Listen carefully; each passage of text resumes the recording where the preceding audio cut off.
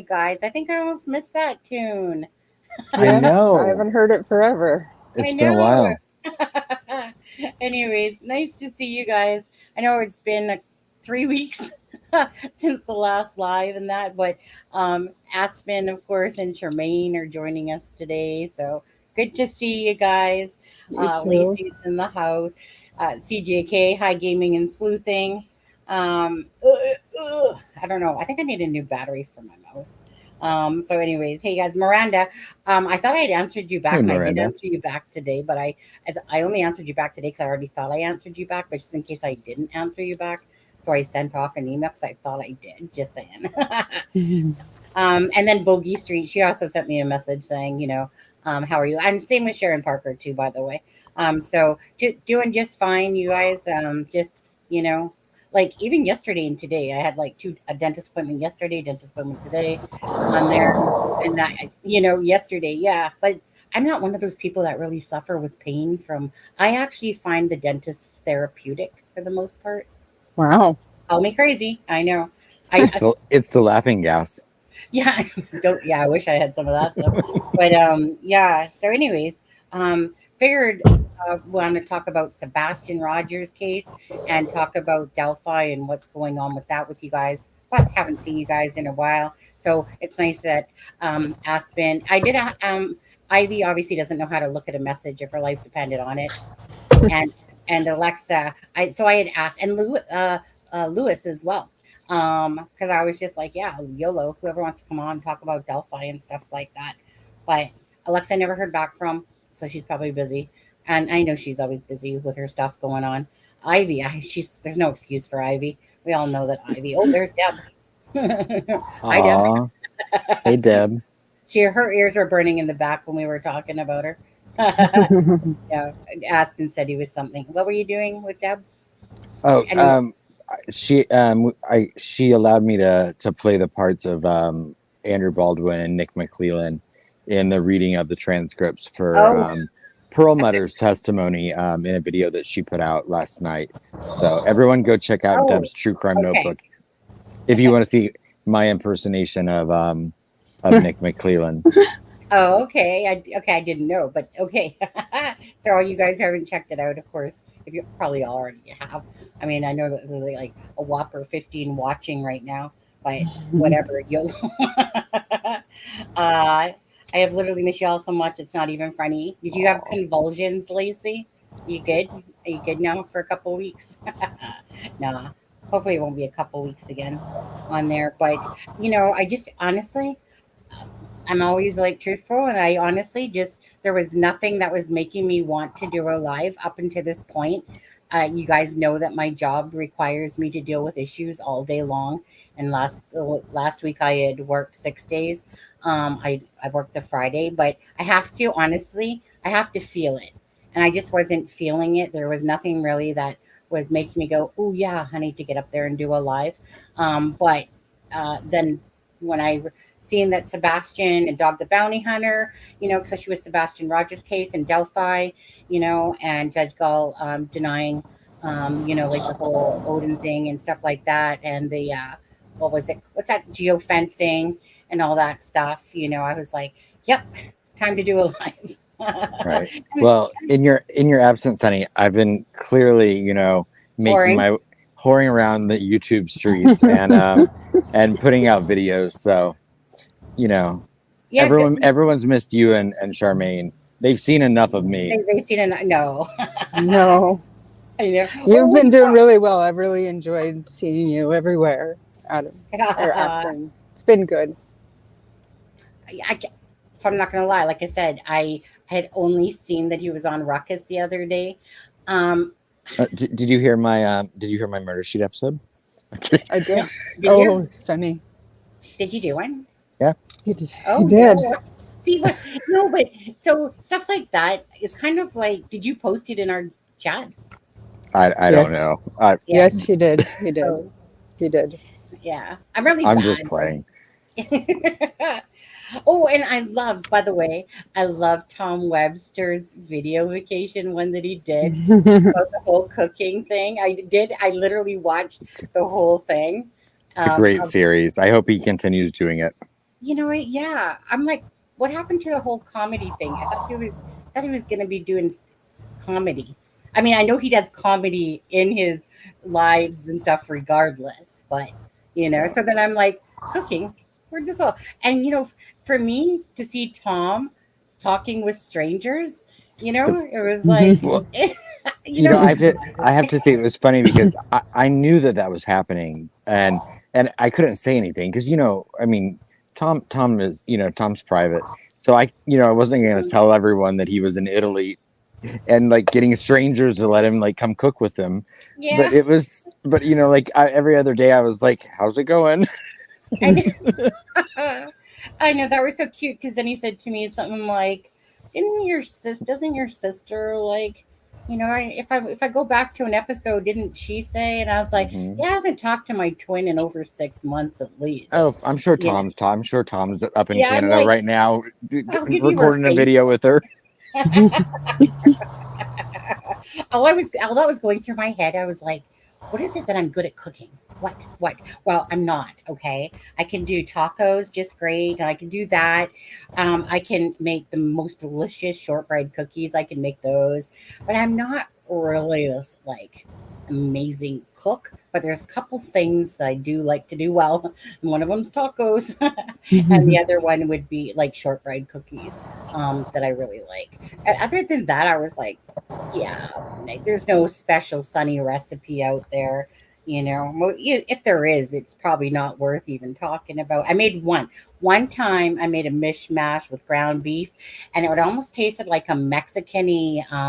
So it was like beef and rice and like carrots, but it had this like Mexican taste to it, and I was like, even I fell in love with that particular thing.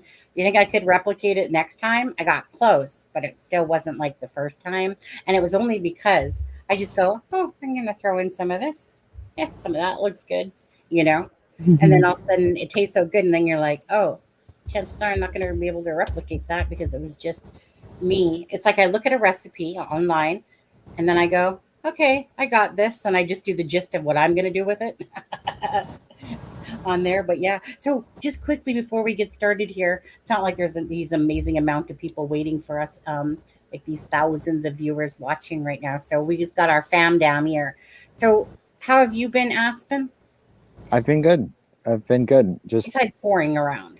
I've been yeah. I mean, I've been keeping it up with Delphi ever since I got back from Indiana, and now I mean I'm still kind of trying to Yeah. figure out whether I'm going to be going again in 5 weeks or not.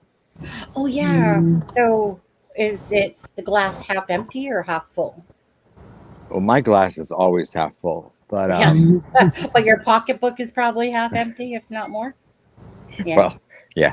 I mean, but that'll work itself out, I'm sure. I You just need to. want to, just want to know if there's going to be a trial for sure, and if Yeah. there is one, I want to make sure I'm there. You need a sugar mama, and I'm not that sugar mama because this my sugar mama. I'm not sugar mama yet. You need a sugar mama. Is there any sugar mamas out there that can support Aspen's trip out there? Somebody? Anybody? And what about you, Shireen? I'm good. Good. Just Seen you on a motorcycle the other day. I just saw that post. yeah, On a yeah. motorcycle.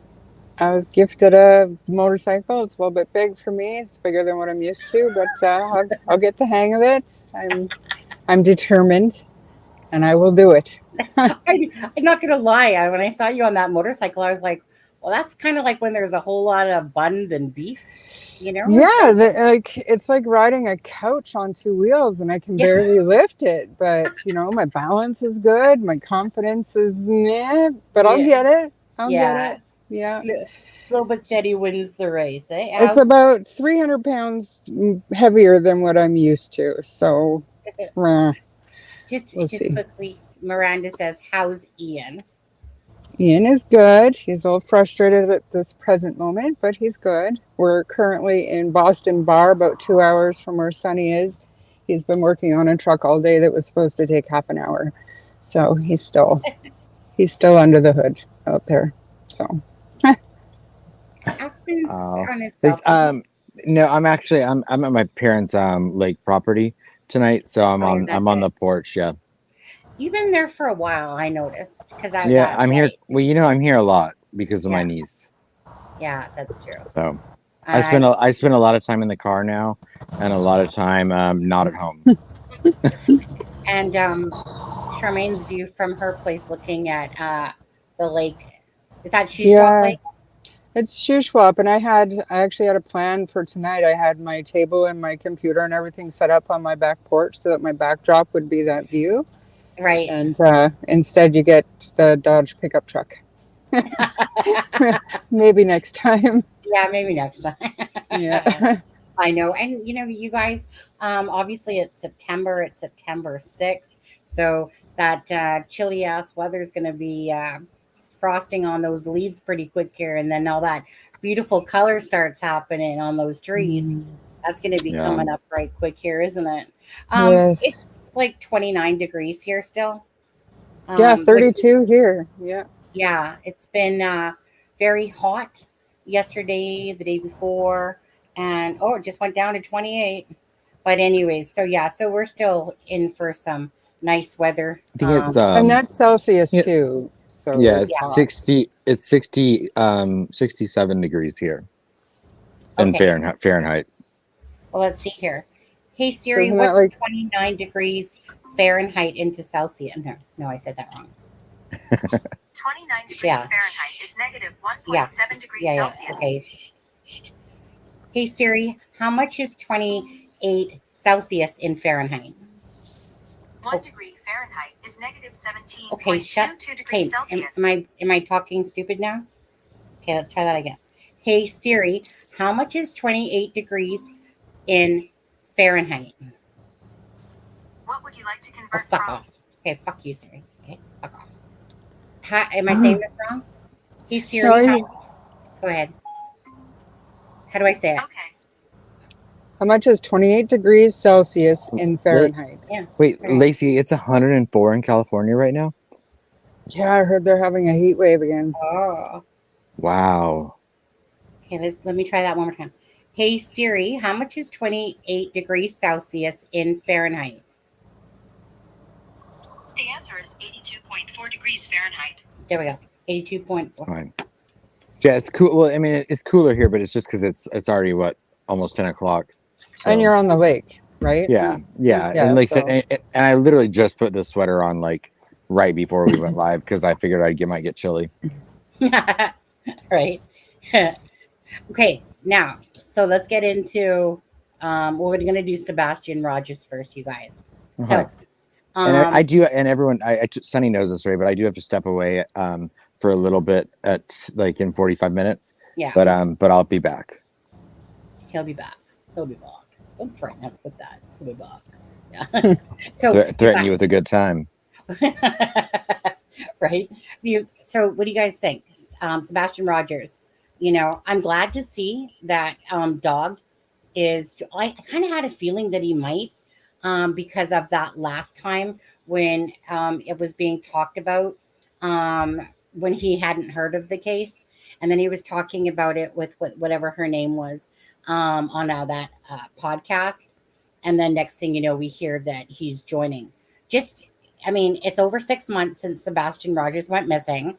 When Dog first started talking about it, he believed that, well, his basically his gist of what typically happens is that, a parent had something to do with it, et cetera, et cetera. Now he's saying that he believes that Sebastian Rogers is alive.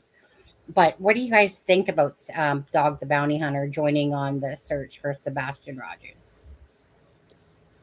I would like to know from you if you're going to get into the Tony post that he made on X, I believe, about the night squad or something joining the team, and it was in the Dog the Bounty Hunter group, just about the drugs and stuff that they're planning on using and questioning, like basically drugging people with truth serum. Yeah, And I don't know if you were going to cover that because I don't know if it was ever figured out it was actually Tony that posted that or some subhuman made a fake profile and posted that to kind of make fun of the fact that dog is involved. But either way, I mean, it's going to get eyes on the case. Or I don't know. Well, I don't know. I mean, how are they going to force people to take the truth seriously? Exactly. Like that's totally everything that he wrote was totally illegal. Like I don't Yeah. know. Have you I don't checked the know. laws in Tennessee? I don't. I'm kidding. Like, Um, Anywhere, like outside I'm of kidding. North Korea, like I Um, don't even. where they do things right. No. I will say. Lisa pretty much stole the words right out of my mouth. I don't have an opinion on dog getting involved in the case, other than the fact that it renewed national interest in Sebastian's case again, and anything that's going to do that, that brings more awareness to the case, I'm 100% for. Mhm. yeah, I absolutely. agree. Yeah. I agree. Well, you know what? And so, I mean, I saw what's his name? SF investigates. I think his name Yes. is FS. So I seen the post on what he was talking about, um, and I just kind of was like, "What the heck is this about this whole freaking truth serum stuff?" And I'm just like, that's a crock. I don't know. Whatever it is, it sounds absolutely ridiculous and stupid. As if you Because can it's let me just go around. Hey, psht, truth serum. Did you take Sebastian Rogers? Truth serum. You know. yeah, it sounds slightly illegal and kind of Yeah, invasive to me. Like I don't it know. sounds ridiculous. It Is what really does. And I you just know. got to thinking, like, why would they allow that post to stay up long enough for so many social media Mm. personalities to grab hold of it? Oh, Is nobody I know, monitoring that page? Nobody's watching that group? right? They used to use it, yeah. We're not living in the 1960s, though, Sharon. I Right. want some. Times have changed. I want some truth serum. I do Yeah. too. And usually all it takes is a few, shots of gin and people open up pretty Right. good, You know. Couple, It just couple margaritas at the Doghouse Saloon, and you're ready to tell Exactly everything. right. I mean, Exactly.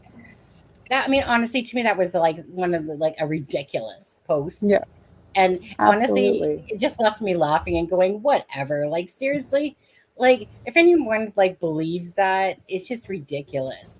It As really if is. they're gonna be like, unless they walk around going, "Are you willing to take some juice serum? Yeah, I got your permission. Just sign here." Fuck Hmm. off. But we really want people to take this seriously, and Dog could potentially have the ability to get, maybe not solve the case, but to get the word out even more. But do you really want his group to be made fun of like that? Like, get rid of the post. Said he Well, And was I taking. don't know if it's still there, but just get rid of it. So and have if somebody monitoring that. and if Yeah, anyone that looks like Dog the Bounty Hunter comes up to me and tries to make me drink something, yeah, Hard pass. it's yeah. a hard pass. Okay, so I'll play this Ashley Banfield one. There was a couple, but I'll play this one. This one's like 5 minutes. I'll turn it on a little bit faster on this one. Well, let's see. Let's set it to 125 on there. Okay, and so let's listen to this one, guys. This, and it's going to pain you to hear it, Uh, but there really so if I need are volume boogeymen out there. boost, There really are. There are evil people who snatch kids away from the one place on earth that they should be completely safe, their own beds. Just ask the parents of Elizabeth Smart. Just ask the parents of Jessica Lunsford or Polly Klaas or Madeline McCann. Those are kids who were tucked in tight 1 minute, gone the next. And sometimes these kids make it home again. Think about Elizabeth Smart. Oftentimes, sadly, they do not. Always, though, the people who love them keep hoping. And when the headlines fade, the rest of the world moves on. But tonight, we are all hoping for the safe return of Sebastian Rogers. And if you have forgotten Sebastian, and I hope you have not, we are past the 6-month mark from the night that he went to bed back in February, but was gone by morning. And when I say gone, I mean gone. No notes, no leads. Sebastian's clothes, even his shoes, were still there. He's 15. He's from the Nashville area, and Sebastian has autism, which does not make the search or the investigation any easier. The Tennessee police and the FBI have been on the case from the start, but so far, nothing. The feds even put up a $50,000 reward for information leading to Sebastian Rogers' return. And now that reward has doubled to $100,000, thanks to America's most famous bounty hunter. Want to welcome back to the program Sebastian Rogers' father, Seth Rogers, and also with us is Tony Mathis. He speaks for the Rogers family during this emergency, and the man who now is on the Sebastian Rogers case, Dog the Bounty Hunter. Welcome to all three of you. Seth, I'll come to you first. We spoke, I think, 10 weeks ago or so, and I just wanted to touch base with you. Have you had any updates, any news, anything at all that that feels promising? We've had some, and we've had some tips. And I passed them over to Sumner County and my private investigator that's working on it. But as for news from Sumner County, no, I don't even know if they follow up with any of the tips we give them anymore. Can you share those tips publicly, or do you have to keep them under the vest, understandably?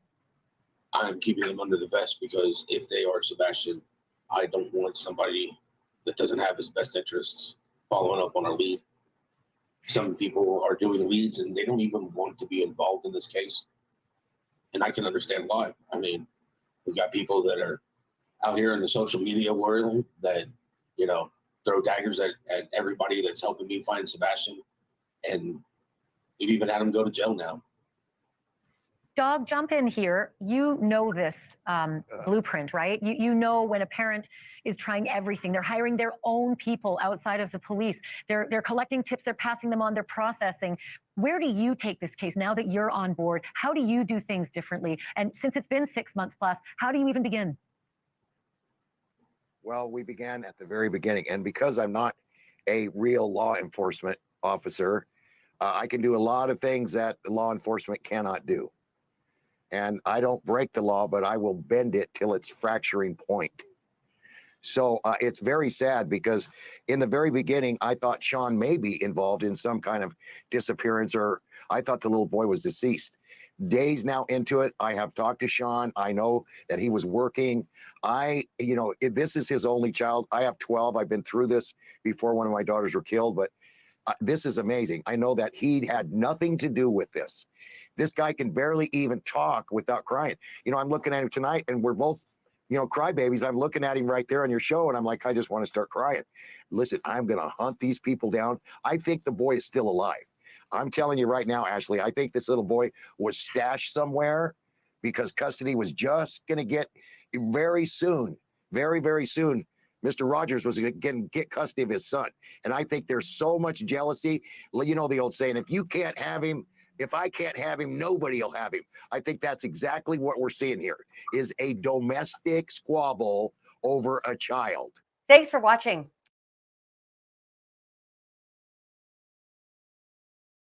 That was funny. I kept calling him Sean. Dog the Bounty Hunter has 12 kids.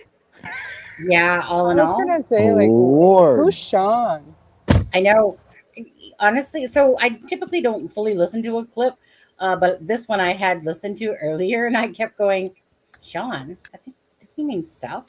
You know, and I'm like, who's Sean? Yeah, I kept thinking, like, have I been saying it wrong all this time? Yeah. But, I mean, there's nothing worse when, he must feel like a heel after getting off and going, oh, shit. Poor guy. You know, At considering. least he used Mr. Rogers at the end. Yeah, I was going to say he did use Mr. Rogers at the end. Yeah, because someone was probably off screen being like, Seth, his name is Seth. His name is Seth. I know. I'm amazed that someone went, I like that Ashley didn't go so sad, you know. Oh, wow.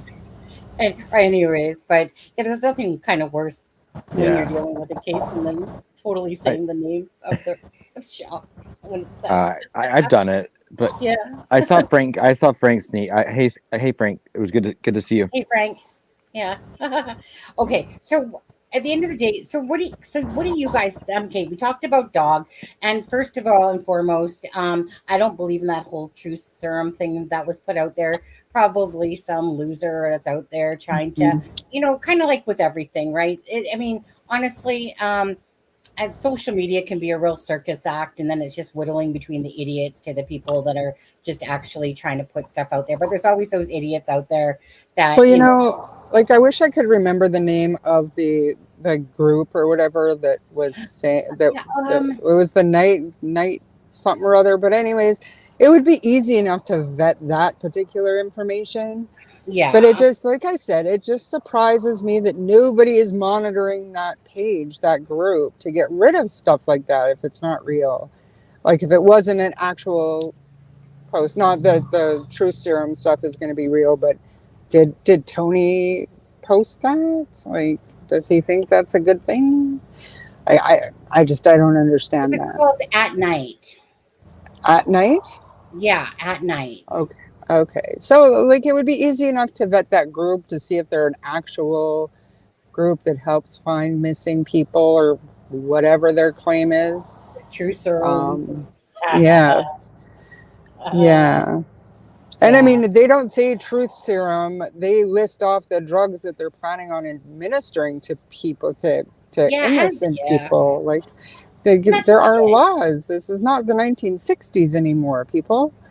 Like, Right. If it sounds ridiculous, it's because it is ridiculous. Yeah. absolutely. But then take the post down. Do you understand what I mean? Like, just get rid of it. If it's nonsense, then get rid of it. Otherwise, I'm sure the police are going to be very interested in that. Lisa, hey, Oscar, do you want to keep Lisa's wrench there?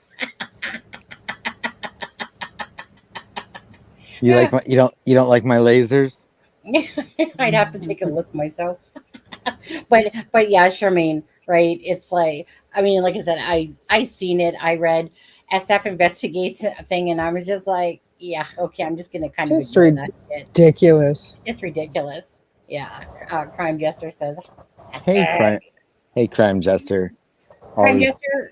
I Do love you crime jester. do you think that Aspen has Waldo eyes? I guess it's better than alien eyes.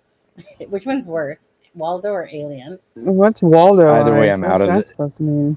Where in the Either world? way, I'm out of this world. Yeah, exactly. Hello, Junior. Oh, I should probably lower that. I got the time limit for like 20 minutes or something like that for custom. I could probably lower that too. I'll lower it to 5 minutes, I suppose. Save. Okay. So my thing is, so this, okay, because it, like, since the beginning of Sebastian Rogers going missing, right? There's only been a February Facebook news. February 26th. February 26th, absolutely, of 2024. Again, it's very mysterious, this case. It's like it leaves your head spinning because you know that this child is missing and you're trying to understand, were any of the parents involved? Was he assisted by somebody, that has him, which was always, I've said it, we talked about it, because there's only so many scenarios. Do you Mhm. guys personally believe that Sebastian Rogers is alive? And in chat, just say if you do as well when it comes to Sebastian Rogers' case. I really hope so. I really hope so. Even Dog's little theory there, it sounds reasonable. And I hope that that's the case. But I just deep down, I don't think so. Okay, so for you, Charmaine, again, so I know, like I said, it's been over 6 months now. So if you were a betting person, which I'm sure you are,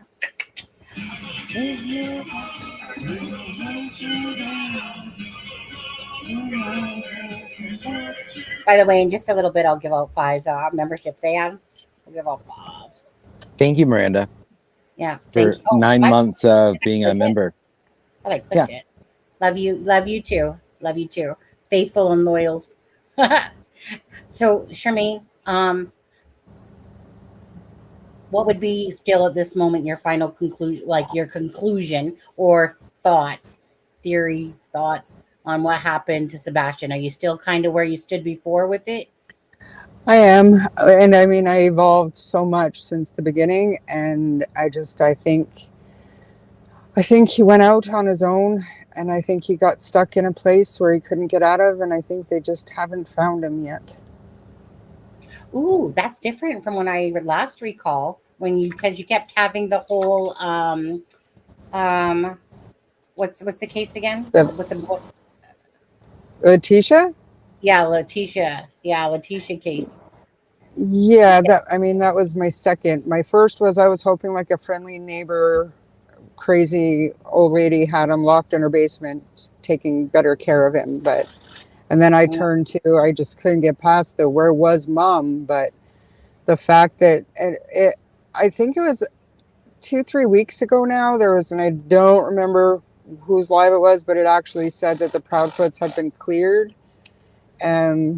So, and I mean, I don't know if that's true or not, but if it is, that's when I started to think like he must have walked away, but then they would have found something unless he got stuck in a place that, like I said, he couldn't get out of and he perished, and they just haven't found him yet. Right, that they missed him during the search or something. Yeah.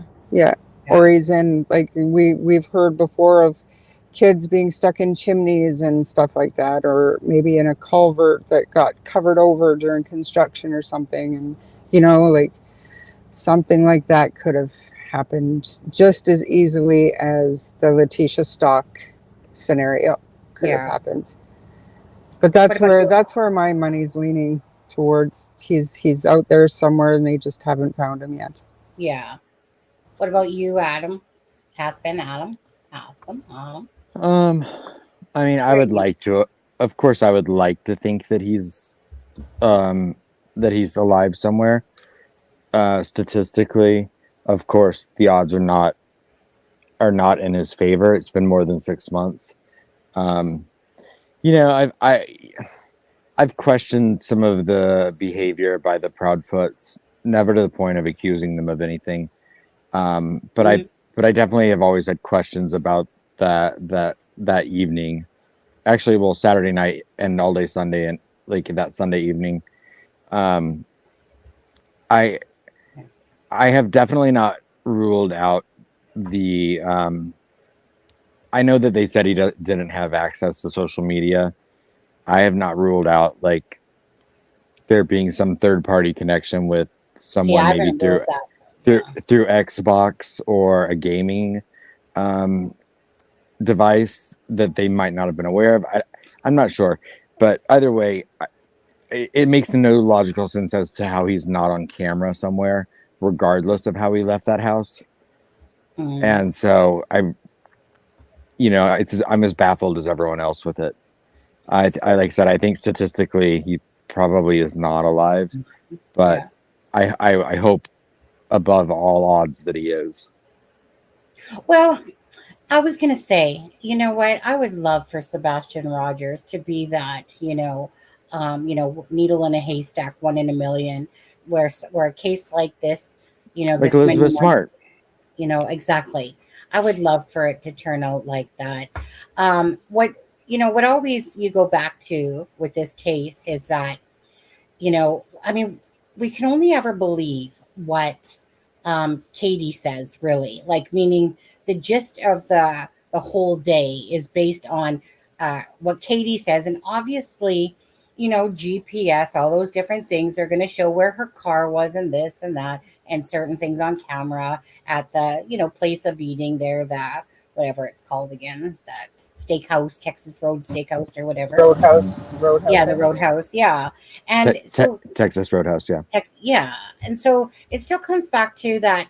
Let's say he was assisted, in a sense, that basically, I think Dog was saying, like, if I can't have him, you're not going to have him, and we're going to tuck him away somewhere, and like we had nothing to do with anything, but so, okay, but nothing still was taken, right? According to the Proudfoots, is that right? There's no money taken, no shoes, no, anything, just simply anything. So, but again, that's according to the Proudfoots. That's it, right? Everything is according to the Proudfoots. Right. Well, he did remember. He did have money that he didn't take, if I remember correctly. In his right. And we were told that I think it was Chris that said, he doesn't believe that Sebastian would know the difference between what $5 bought and what $20 bought. And I'm paraphrasing that, but it was something along those lines. Yeah, you said it, yeah. But so that that's one reason I've always wondered if it's just baffling to me about if he left that house on his own. Yeah. Where is he? He couldn't have gotten that far. so he has to be somewhere proximity close or wise close to that home still. And Yeah. it happens all the Especially- time that of course things get overlooked in searches, but it's not like this is the it's not like this is like the Ron Logan property, or this is like Correct. or even like the where Rachel Morin was found. This isn't Right. some wooded area. Like, granted, now there is a wooded area somewhat adjacent to where he went missing, Yeah. but there's been no accounts that he would have any reason or desire to want to go towards that, especially with not liking to get dirty and being, not like, was it bugs or just mud? Yeah, it's bugs. Yeah. Okay. Well, again, right, based on, see, the thing is that Seth to me says stuff that, like, he's kind of like, he never really gave us the full truth about the access that Sebastian had to the internet. And that came off for sure when he started talking about that Sebastian watches video games, but obviously you need internet to be able to watch YouTube videos and stuff like that. And then slowly it seeped out more that he had like a Gmail and whatever account and stuff like Right. that. So And he would you know, use Seth's Xbox account, right? To yeah, play video games.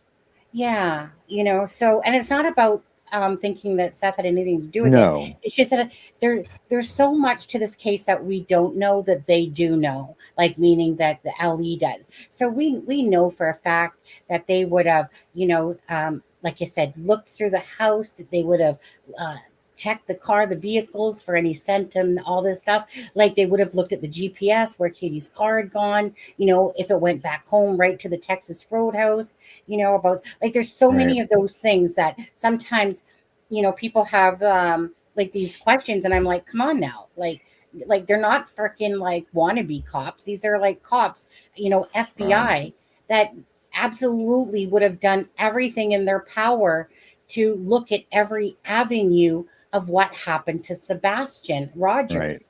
And if there was any, go ahead. Oh no, I'm sorry. I was just gonna. Seth doesn't seem to be overly impressed with the county Sumner law County, enforcement. Yeah, he definitely doesn't seem to be very. I've multiple times now heard him mention their lack of response to what he believes to be tips or credible tips. And of course, we're not in his shoes, so he's a grieving parent, and so he's allowed to, he knows things we don't, and he's allowed to feel however he wants. So, I mean, again, and there's no telling what the law enforcement has looked into and not looked into, and they just might not be giving him the information too, right? Like, yeah, and they don't exactly. And there are, I mean, you find countless times where, you realize in cases that the family members, sadly, sometimes know very little more than the public, if not less. Right. Sometimes. Yeah. One thing I think is undeniable in this case, and I hope I don't think it's had an impact on the law enforcement aspect of finding Sebastian, but I think it's definitely been a distraction in this case, and that is that, and of course that's warranted if there are problems there, but there's definitely been a lot of back and forth between the Proudfoots and Seth Rogers. And so I think that has taken it. I think that's taken some of the attention and distracted people. You're totally and right. confused the message. Absolutely. Well, which one of you guys, or if any of you guys, do any of you guys believe that Sebastian did make it to that retention pond, and that's like the dog that literally leaped into the water? When they were searching, because there was like multiple dogs, like, I can't remember if it was 5 or 3 or whatever, that literally took that scent over to the retention pond. Do any of you guys believe, okay, so Charmaine, based upon the fact that he did leave, say, and something happened to him, that maybe he got into a space or somewhere that they just simply haven't found him. But do you believe that he kind of made it to that retention pond area? Only if you mean into the pond? Yeah, like that retention pond. It wasn't very deep or anything like that. No, but I mean, only if he fell in, and if that's the case, he could have panicked. But then again, where is he then? He didn't Right. crawl into somewhere and get stuck. He's not tucked away somewhere unless it's a quicker moving waterway. Like, I don't know anything about that. If it's It's even, it's literally just a just the pond, right? yeah, So just Yeah. not even no, a deep because pond. Yeah. he would have been found unless there's wild animals that would have picked him out of there, but Right. they would have found something. They would have Well, found some trace, a Mm, shoe yeah. or glasses or something. you know, So no, I don't. it's not about being actually in the pond gaming. It's more about if because that pond wasn't very deep, right? If it was something that he entered but went on by it still, Hmm. but his scent was still in there. Meaning his scent was there. Yeah. Yeah. But like I he's mean, yeah. afraid of To water, me, is if he not? he's No, no, he's not. He's actually not afraid of water. No. So yeah, that's quite like so he's actually not afraid. He likes pool water the best, but Hmm. it's kind of like like when I've seen some stories coming out recently about autistic children, they just zoom right to water. And a lot of one lost his life not too long ago for that exact reason. Right? They're playing at this lake spot or whatever it was, and the son ends up being found dead in the because he headed right towards the water, which is totally a thing for usually autistic children to do is veer off towards the water. So I think that was kind of portrayed a little bit wrong. Like, sure, he likes pool water, but he also likes to swim as well. So I think some of that, because we heard two things from two different sides, and it got a little bit confusing between Seth talking about like the bugs and the ants and why didn't like shoes on, but then again, you got Katie saying, well, he went out many times without shoes on, type of Hmm. thing. So I think the whole thing kind of gets a little bit twisted because both sides are kind of saying different things. But at the end all to be all, the gist was he wasn't afraid of water. No. Okay. Yeah. So it like I've always like my first thing from the get go was okay, I can understand it. It's dark, right? If there's no lit lights in that thing, and he just took off or whatever because for whatever reasons, you know, I'm thinking to myself, okay, so did he still make it to that retention pond, but only through his scent? Because it wasn't deep at all, like meaning they drained it, but it would be at your freaking half your ankle type of thing, like or just above your ankle. The depth of it wasn't very deep at right. all. So if he went through it, and continued on, but just ended up in a spot where they just overlooked him, haven't found him, you know. And my other thing secondary to that was that perhaps a teacher, somebody assisted in helping him, um, you know, get away, Hmm. or exactly in hiding and get away, something, you know. Um, Where where is it that Chris's parents went the next day? they went to like Alaska. Alaska? Yeah, yeah, yeah. What floated by now if he was not cut? Yeah, it just said it's like oh, Oh my. are you driving now, bud? No, No, I'm not. that's the That's not truck. me. I'm going on mute. That's the truck beside me. Oh, that's okay. It wasn't too bad. It just came out for a second there. Yeah. Um. So as for dog, um. Okay. I mean, he doesn't exactly have this great ratio. In a lot of these cases where he comes out in public and starts helping, like the He Gabby, joins a lot of them. he joins a lot of them, but um, it's kind of like the Gabby Petito case. What was that case that he was on before? After that one, I can't think of it. Anyways, I just know that his Well, he didn't he did he go did he end up going for Riley? oh did he end up doing Riley? He was going to, I remember. I don't Yeah, know I if he think he did or was not. going to. Like I've always been a huge fan of Dog and Beth, as bounty hunters. I was a show I watched all the time, and good on people that help other people. um um whether it's the Scott, like scuba teams and all that stuff, or whether it's like someone like Dog the bounty hunter, trying to help in a way. I'm glad I'm very glad for the attention that Yeah. this will give to Sebastian's case. Um, but usually it ends up that dog is wrong, like in a lot of these more what we call the missing High sleuth. profile. Yeah, like like he's great at what he does in being a bounty hunter. Right. But I Um, agree.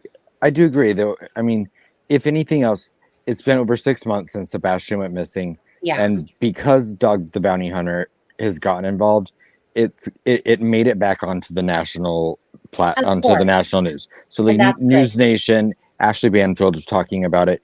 It's something they haven't done in a long time. I think she said it had been 10 weeks since she talked to Seth Rogers. Yeah, So that alone, to me, is worth it. you Just know, that it brings, because absolutely. a lot of people forget about this stuff after Yeah. a few months.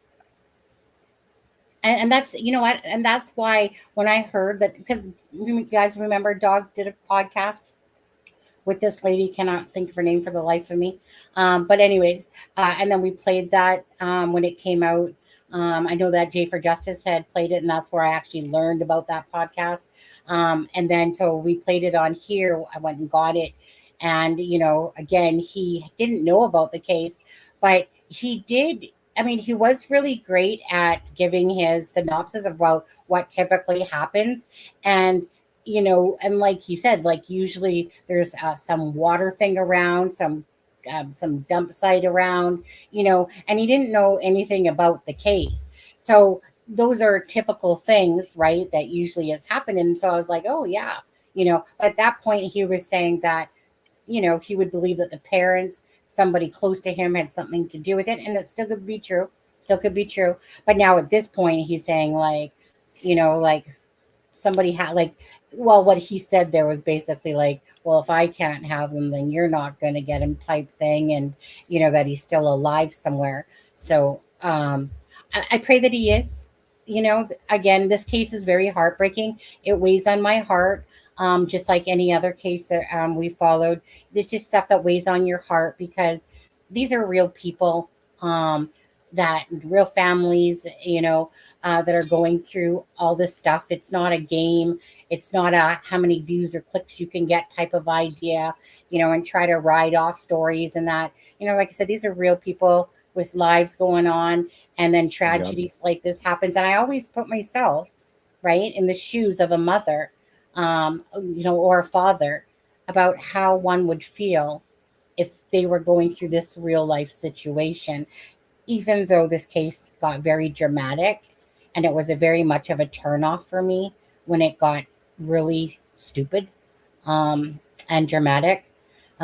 It's very rare to watch a case where two sides, like two parents, are literally, no offense, but they're literally making a mockery of themselves on the internet. Well, it's like And Summer Wells. yeah, yes, exactly, just like Summer Wells. Um, to me, I find that like this stuff lives on forever. I just Another found it missing, another very, missing child in Tennessee. yeah, you know, just to watch it unfold, how two parents, two like a stepdad and a mom, and the real father, their Seth, how they just couldn't seem to put their shit together and work together properly. Right? Egos get in the way, words get said and stuff like that. But at the end of the day, it's been about Sebastian. So to me, it was like humiliation at its finest to watch how this has unfolded, because you don't normally see this happen. But Summer Wells is a good example of, the mom and the dad, like I said, just beaking off all over the place, talking to whoever, whatever, and then the scrutiny just becomes ridiculous because you know how it is. Yeah. Like I said, their best bet would have just been to, you know, probably just not keep quiet, but, like respectable kind of cases where the parents come out, they say something, the police are working on it type of thing, but the parents have come out, asked for some help and kind of, stayed in the background, whatever, and just, Look at Gabby Petito's family. And of course, every yeah, situation's different, but you know, But it's your missing child, so you think you could at least cooperate Or enough Riley. to not blow the case Okay. to shreds, right? Right. Yeah. Are they talking about Riley here? So no, I said You want or to get Riley. going? Riley's a good example too of his parents weren't married anymore. But No. you saw the both those families come together for the sake of finding the Yeah. kid. Yeah. And again, I understand every situation is different, so I'm not blaming Hmm. Seth or the It is Proud. what it is. They have their reasons. Yeah. I wonder if the Proudfoots are back in their house or not. Yeah. No idea. I don't know. I know that there was stuff going on there with Bullhorn Betty and, charges and all that stuff. Again, I don't really get into the drama part of that stuff. And so I'm not sure, Adam, on that one. But, because at the end of the day, it's about Sebastian. Oh, hey, which reminds me, your StreamYard. Okay. Wait. Oh, 1 second here. Aspen, do you have to get going? I've got like 5 minutes. Oh, okay. Okay. Okay, so we're gonna move on from Sebastian, just because I have to check something else out, and of course, Adam, if you have to leave, I'm gonna play the court TV thing with regards to Delphi, on there, and yeah, I was expecting my Amazon order, and it probably should be here. And plus, I gotta go to the bathroom. Just saying. Okay, guys. Okay. Anyways, prayers for Sebastian Rogers, and hopefully, some truth comes out at some point. I mean, honestly. Absolutely. Yeah. Like I Yeah. said, and if I have to dip while this video is playing, I will be back as soon as I can. Yeah. No problem. Okay, so let's play this, you guys. I've been to Delphi. Case, a Indiana judge, Judge Gull, has ruled that Richard Allen cannot use a third-party culprit defense strategy at his upcoming trial. This was under contention. Defense wanted to bring in these other theories. Yeah. Odinism being one of them. Allen is charged with 2 counts of murder for the deaths of Libby German and Abigail Williams.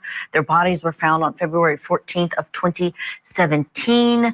And we have someone here who can discuss that a lot more. Yes, our senior producer, Barbara McDonald, she knows this case quite well and has known it from the beginning. Let's start with this latest ruling from Judge Gull, which seems to sort of fall in place with other rulings she has made. Defense pretty much striking out across the board when it comes to Judge Gull. That's right. And basically, there was a 3-day hearing in July and the first part of August that went over this and gave the defense an opportunity to come to court and provide evidence that there was actually admissible evidence related to these third-party culprits that they wanted to point at. And the judge said after that hearing that she was not satisfied that they had done that they had not presented anything that was admissible in court, showing that these people were at the scene or were not where they were supposed to be at the time. And so the judge is saying, no, you're not going to be able to bring any of this in. But the state's motion in limine was asking for a whole lot more than just limiting this third-party defense. And so some of the other things that the judge has said is not going to be allowed is any reference to even the investigator who looked into the Odinism theory. That was a route that investigators had followed in the early days of the investigation. They said they didn't find anything that led them to believe that that was actually what was involved here, and so they stopped pursuing it. But those materials are what the defense has seized on, and they're not even allowed to mention the detective who looked into this and wrote that initial report about Odinism. His name is Todd Click. He is now retired, and his name isn't going to come in either. There's also not going to be any reference to the geofencing data, which the defense has indicated in filings, shows that there were other phones walking around the crime scene during the time that the girls were missing and their bodies hadn't yet been discovered.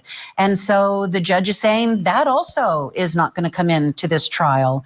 The other thing that I think is rather interesting is the state asked to prohibit any reference, and this is a quote from his filing, from Nick McLeland's filing, any reference to any prior bad acts or acts of any witnesses that plan to testify. And so it's going to be really interesting. There are obviously a lot of people who follow this case who think that this judge is biased against the defense and the defendant, Richard Allen, who you see there on your screen. He has been subjected to some very harsh treatment during his incarceration after his arrest. He is now out of the maximum security prison system and is in a county jail awaiting trial, which is supposed to happen next month. But Julia, I've heard you talk about this quite a bit, that these motions and these early decisions set everything up for the tone of the trial. And that's what's happening here. The judge in one motion is saying a lot of this stuff is not going to come in. It certainly changes the landscape of what we are going to see at the trial. My question is, I know you've been watching all of these motions and pouring through them as they've come in. We've watched this case shift and change, but what's left if the geofencing is out, if the third-party culprit defense is out for these defense attorneys? What do you think is going to be their angle at trial? It's going to be tough. You know, there are a lot of attorneys discussing this case on social media who are commenting that this definitely sets this case up for an appeal. One even worded it that this ruling basically makes this first trial a practice run, which I know nobody involved in this case wants to see happen. The families of these poor girls, they've been waiting 7 years for justice. The arrest of Richard Allen came almost 5 years into this investigation. They are ready to move on to the next chapter of their grieving in all of this. So it's going to be really interesting. But, you know, Richard Allen's own words place him at the trails the day the girls went missing, around the time that they were missing. We don't know if there's any phone data, since it was 5 years later that he was arrested, that might show where exactly he was during those times. But right now, it sounds like it's going to be his word against what the state has to offer. And there's no Ron Logan, no Anthony Schatz, no Ron Logan, no Anthony Schatz. Anthony Schatz was somebody that law enforcement asked people to help them with information on. He was catfishing girls in Indiana, asking for nude images. He has since been charged and sentenced to 43 years, unrelated to anything having to do with Abby and Libby. in communication with the girls, right?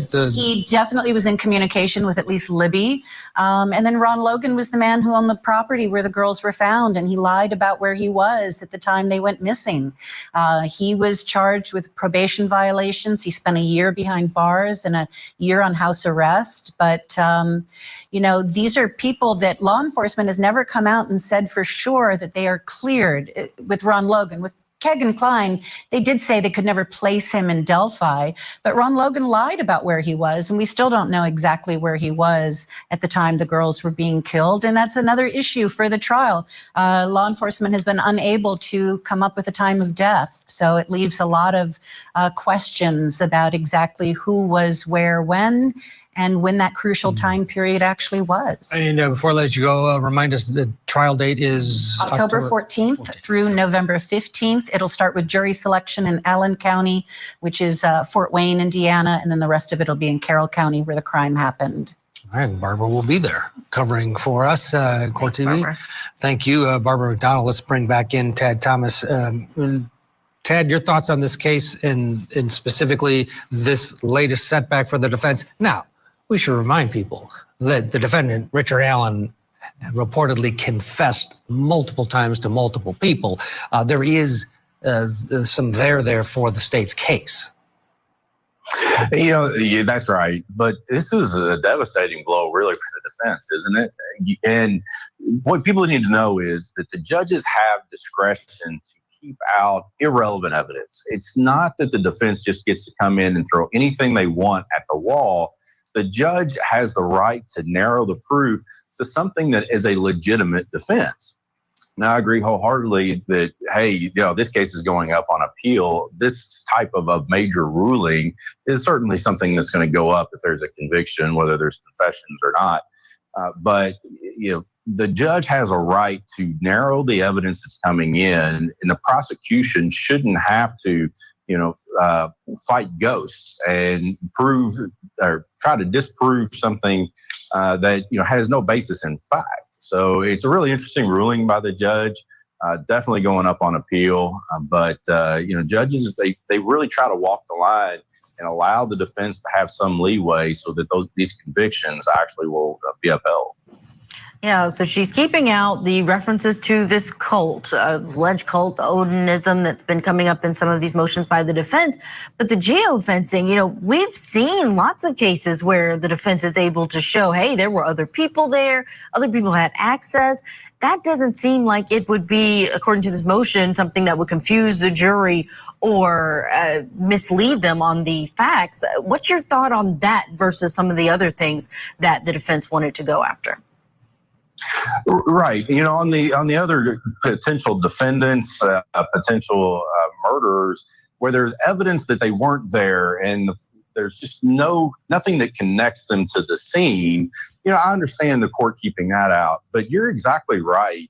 Having the geo-tracking data and not having other answers for that, maybe the prosecution's already looked at that and the investigators have looked at what other phones are there, and they've tracked all of those people down and come up with some reason why those individuals should be excluded. I'd like to know more about that. But you're exactly right. That's objective data. It's not like it's opinion. And we have someone here who can discuss that a lot. Yes, Senior. My bad. I have most. We'll do this one until Aspen gets back. I feel like you're eating. Are you eating something? You snacking over there, Missy?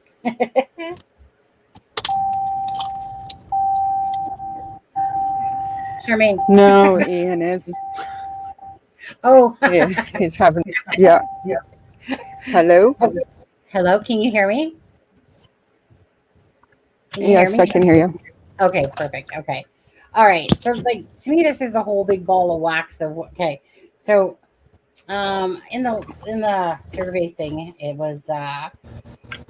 Do you agree with Frangel's decision to not allow the defense to show their Odin's some other guy did it theories? 67% have said yes. 0% said no. She made the right choice. Wait, no, she made. Oh, right. Will cause for appeal 17. I think regardless his case will go under appeal regardless. Whether it happens or not is another story. But I definitely think that there's going to be an appeal regardless.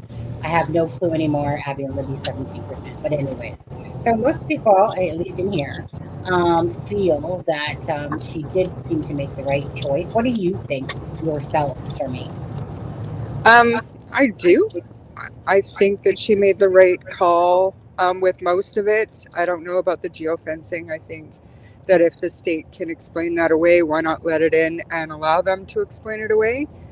That would be more helpful, I think, to protect against an overturned conviction. But I truly think it's going to go to like an interlocutory appeal, to have a higher court kind of look at the motion and look at the ruling individually, right? Because she basically did a full sweep, denied, right? Yeah. So, and I think she was right on a lot of it, and the third party. And for a few days, I was thinking, like, would it have helped them to not name names in that Franks, so that we weren't talking about Brad Holder and Patrick Westfall, like specifically? But then I think I brought that up to Travis in a show, and he explained that if you're going to use a Saudi defense, you have to name names, point fingers and name names. So, but at the end of the day, even Todd Click said that they couldn't place Elvis Fields or anybody in Delphi at the time of the kidnapping. So, I mean, that's kind of, I think, left them dead in the water. But I think you're right.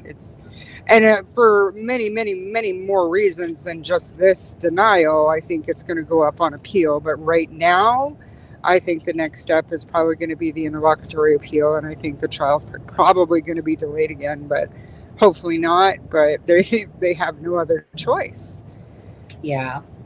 We have Um, no other choice, and he's not going to take a plea. Why in the world would he take a plea deal at this time, or yeah. Like, change his plea? I mean, what was that it's not one? going to happen. What was that one piece of paperwork where it was basically like the defendant and Rosie and some, was it Angie or somebody, and of course the prosecutor McClelland and that were in like a closed hearing. What was that about? Well, obviously it was closed. So. Yeah, yeah. I don't think we're gonna know. I don't think we get to know that because it was in camera. I think where Yeah, like it's confidential or whatever. yeah, So but I don't know. I think Asman would be the one to ask that. yeah, I know, but he's not here, so he can. But when he gets back, Yeah, yeah. I know, and I just don't want to guess because I don't like. Yeah, like I don't Well, enjoy sounding like an idiot, so I'm not even gonna try to guess. I mean, I do. So my thoughts on the whole third party thing is that if there was nothing to truly connect anyone to the crime scene besides it was just a big ol' ass theory, but they could never prove anything. So I do like, as much as I think a lot of us still wanted it to be kind of almost like this, like, you know what, put your shit up against the prosecution and let's go, Yeah, type of thing. yeah, Um, I think most people that's right. wanted to kind of like, okay, like put up your shit, and even if it sounds as ridiculous as whatever, the jury, you got some smart people there you would think of, deciding someone's fate. But anyways, so I think a lot of people were hoping for that. But I do agree, like with that one guy at the end there, where he says like, like it's not really up to the prosecution to be fighting ghosts. So meaning, if there was truly nothing to really derive, like even with Click and why they stopped looking Yes, into but it. you put that up. Sorry, go ahead, Charmaine. No, I was just saying you put all of that information, this entire theory up against reasonable doubt, and you've Right. got it, right? So part of her denial was that it could unfairly confuse the jury. And she's got a point. She's got Yeah, a very good point. I agree with that. I absolutely do agree with that. Confuse the jury, right? And that's probably what they were looking for. Anyways, I agree Yeah. with that part. I don't know enough about geofencing. Like, I mean, I get the fact of like the cellular data and that, but I feel like there must have been a reason why she denied that. Like, there had to be, I would think, a good reason. Other than that, like, because I can't think of a Oh reason why yeah, it would get and denied unless it was for like a good well, reason to go and with it. Go ahead. yeah, and she did cite law. She did cite law in Yeah. her finding. So it's not just her opinion that she was going off of. So I think the like even if it goes Oh, you're to interrogatory kind of cutting out a little bit. Are you driving or are you still in the same spot? appeal, Charmaine, you're cutting out. I think that if Charmaine, if you can hear me, you're cutting out. Oh, I can't really. I keep getting one word going to now and be again. Like, out if I driving. yeah. Nobody really heard what you said there, to be honest with you, because you're cutting out. Can you hear me? I can hear you. Yeah. Whatever you said there, you pretty much went wonky the entire time. Yeah, so we're driving through the Fraser Canyon. So Oh, that's if oh, I drop, I'll be back. yeah, that's why I was like, "Are you driving now?" On there. Yeah, no problem. Um, I'm sure. Yeah, besides the lazy corruption thing. So, what do you think they're going to do, like for their defense? I mean, really, all they can do is what? Try to take the evidence that's against him and try to make it seem like he didn't confess and he didn't do any of these other things. Like, That's all they can do is just try to poke holes in the state's evidence. in That's the, all they can do. yeah, I mean, that's what it seems like where we're at with this all.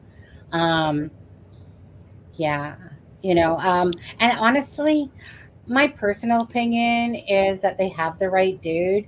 And honestly, for someone to confess 61 times, and I believe in one of those confessions, it was said the reason why, like why he did it. Yeah. And honestly, I think that once all this comes to surface, all those people that are claiming that he's innocent, or at least a good chunk of them, um, I think once all the information does come out, that I think that that they definitely got the right guy. I do Um, too. I do yeah, too.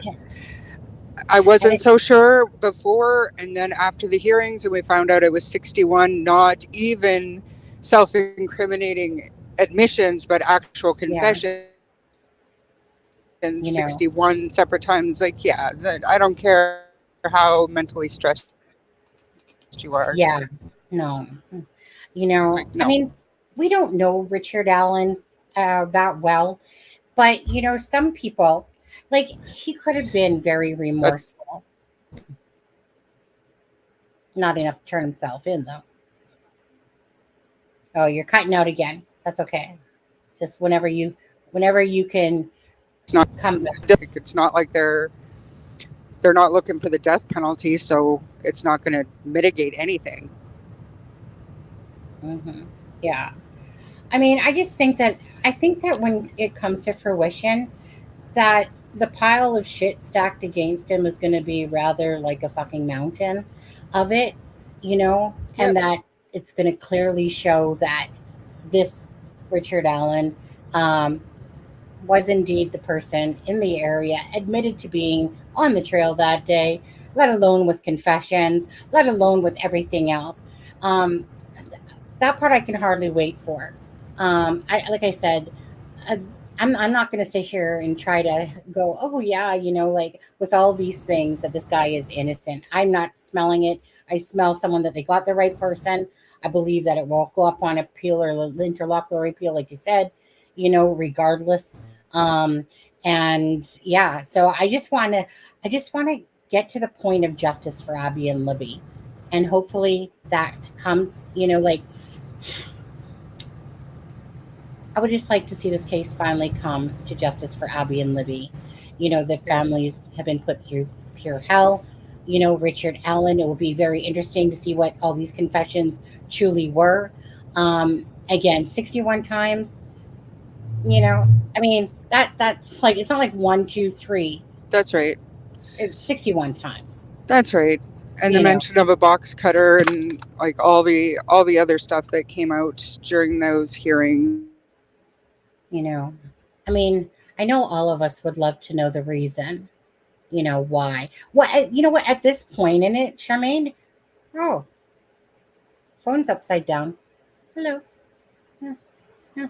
Hello. Welcome back. It was like tits up. All right. Tits down. um, at this point of it, can you hear me still? Oh no, she's muted. She can't hear shit. What you guys like? Is everyone in here? Is there anyone in here watching right now that thinks that Richard Allen is not the guy? It's like it's fine if you disagree. But is there anybody that's watching now that thinks that Richard Allen is being framed somehow? That he literally was not the person on the bridge, even though he said he was on the bridge. Um, you know. Hey, Charmaine. Hello. Hello. Hi. Who has Hi. changed? How long is your ride home, by the way?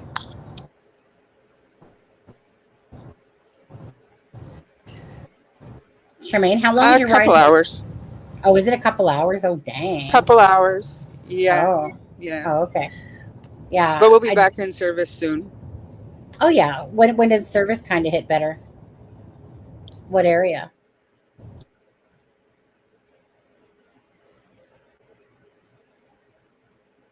Um, Oh, you don't even know, I suppose. You're still a newbie over to the BC area part there, aren't you? no, it's Yeah. called Jackass Mountain. Jackass Mountain. Any relation to Dog Mountain that's over here in Chilliwack? Jackass Mountain. Sometimes names are given, you know. Does it look like a jackass, the Yeah. mountain or something? No, I've heard my whole. No, I think my ex's family were born out of the mountains over here. Oh, Jackass Mountain. Jackass Mountain. And if you ever see cows grazing, that's my sister, by the way. That's my family. Oh Freaking my God. bunch of No, cows. Sunny, that's terrible. Yeah, terrible but true. Okay, so what? So in chat, like I said, I mean, there's not a lot of you guys in here. There's like 28, but you know, I know it's like. First of all, it has to hit the algorithm. I don't even care what YouTube does anymore, honestly. Um, you know, whether it hits the algorithm, whether people are getting notifications properly, et cetera, et cetera, et cetera. You know, whatever. It is what it is. Um, but yeah, I think that I think he is the guy, but I also think he needs a fair trial so that there is real justice. You know, well, first of all, I'm never even close to being a lawyer. Yes, I want everything to be fair. Yes, I always hope that the judges, you know, are making right choices, and stuff like that. And if not, you know, I still feel like this case is really going to have an appeal regardless. Um, but yeah, you know, but the thing is that for me, I don't know enough about, like, for instance, all this third party stuff. And hey, if it's, you know, like kind of like, you know, against, like, you know what I mean, that you can't admit this stuff because it's like you're just kind of throwing theories out there, but there's no real evidence to show that, you know, and stuff like that. You know, I just rely on the judge or whoever's doing the case that people are getting their fair trials, you know. But I know that judges mess up, and you know, as we know with Frank, right, just kind of at the start there before it hit the Supreme Court, that you know she was doing the right things, but we do know that she's made some decisions that have went against and stuff like that. Yes, I want a fair trial. I don't even know when it comes to this case anymore, Charmaine. It's been so twisted. It's been so absurd. It's really like, it's almost like you're like in a different world watching cases like this. It's kind of like watching the Lori Vallow case, and it's just so effed up that you just want to get to the point of the justice part, but yet it's like I don't even know. Oh, 1 second. 1 second from you And guys. I think that's I Amazon. strongly feel that, yeah.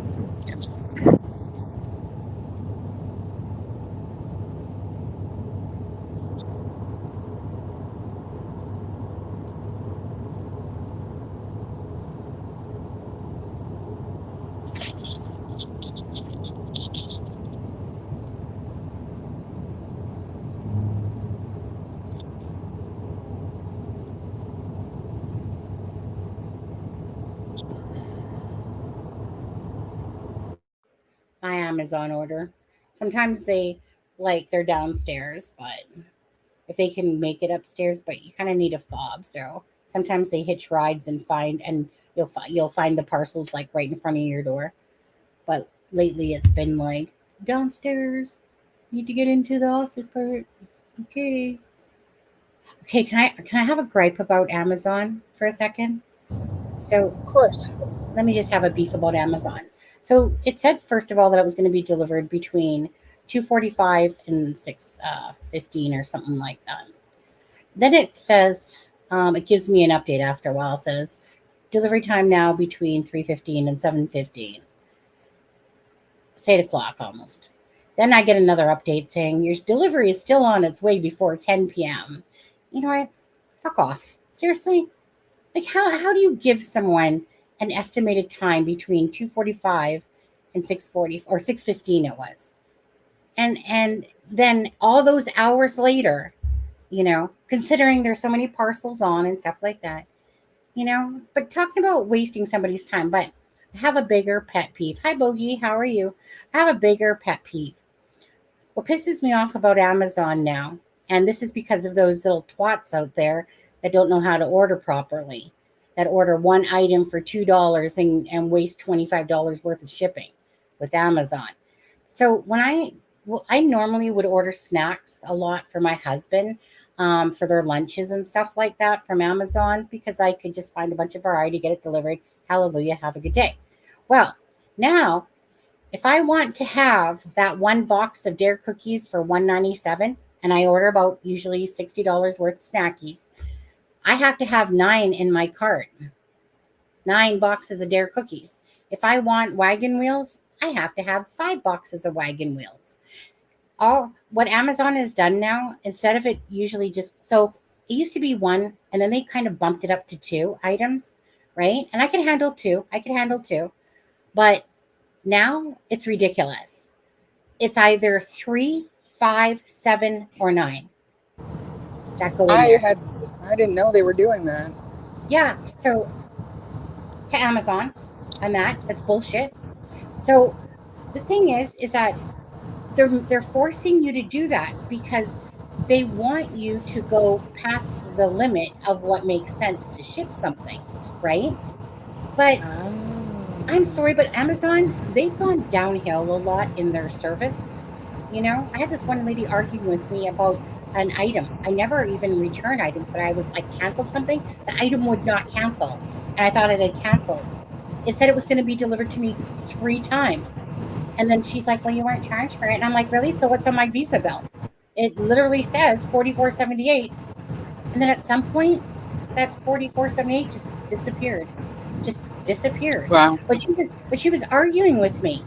And then she comes back and she goes, you were right. And I'm like, so when did your service go to shit as well?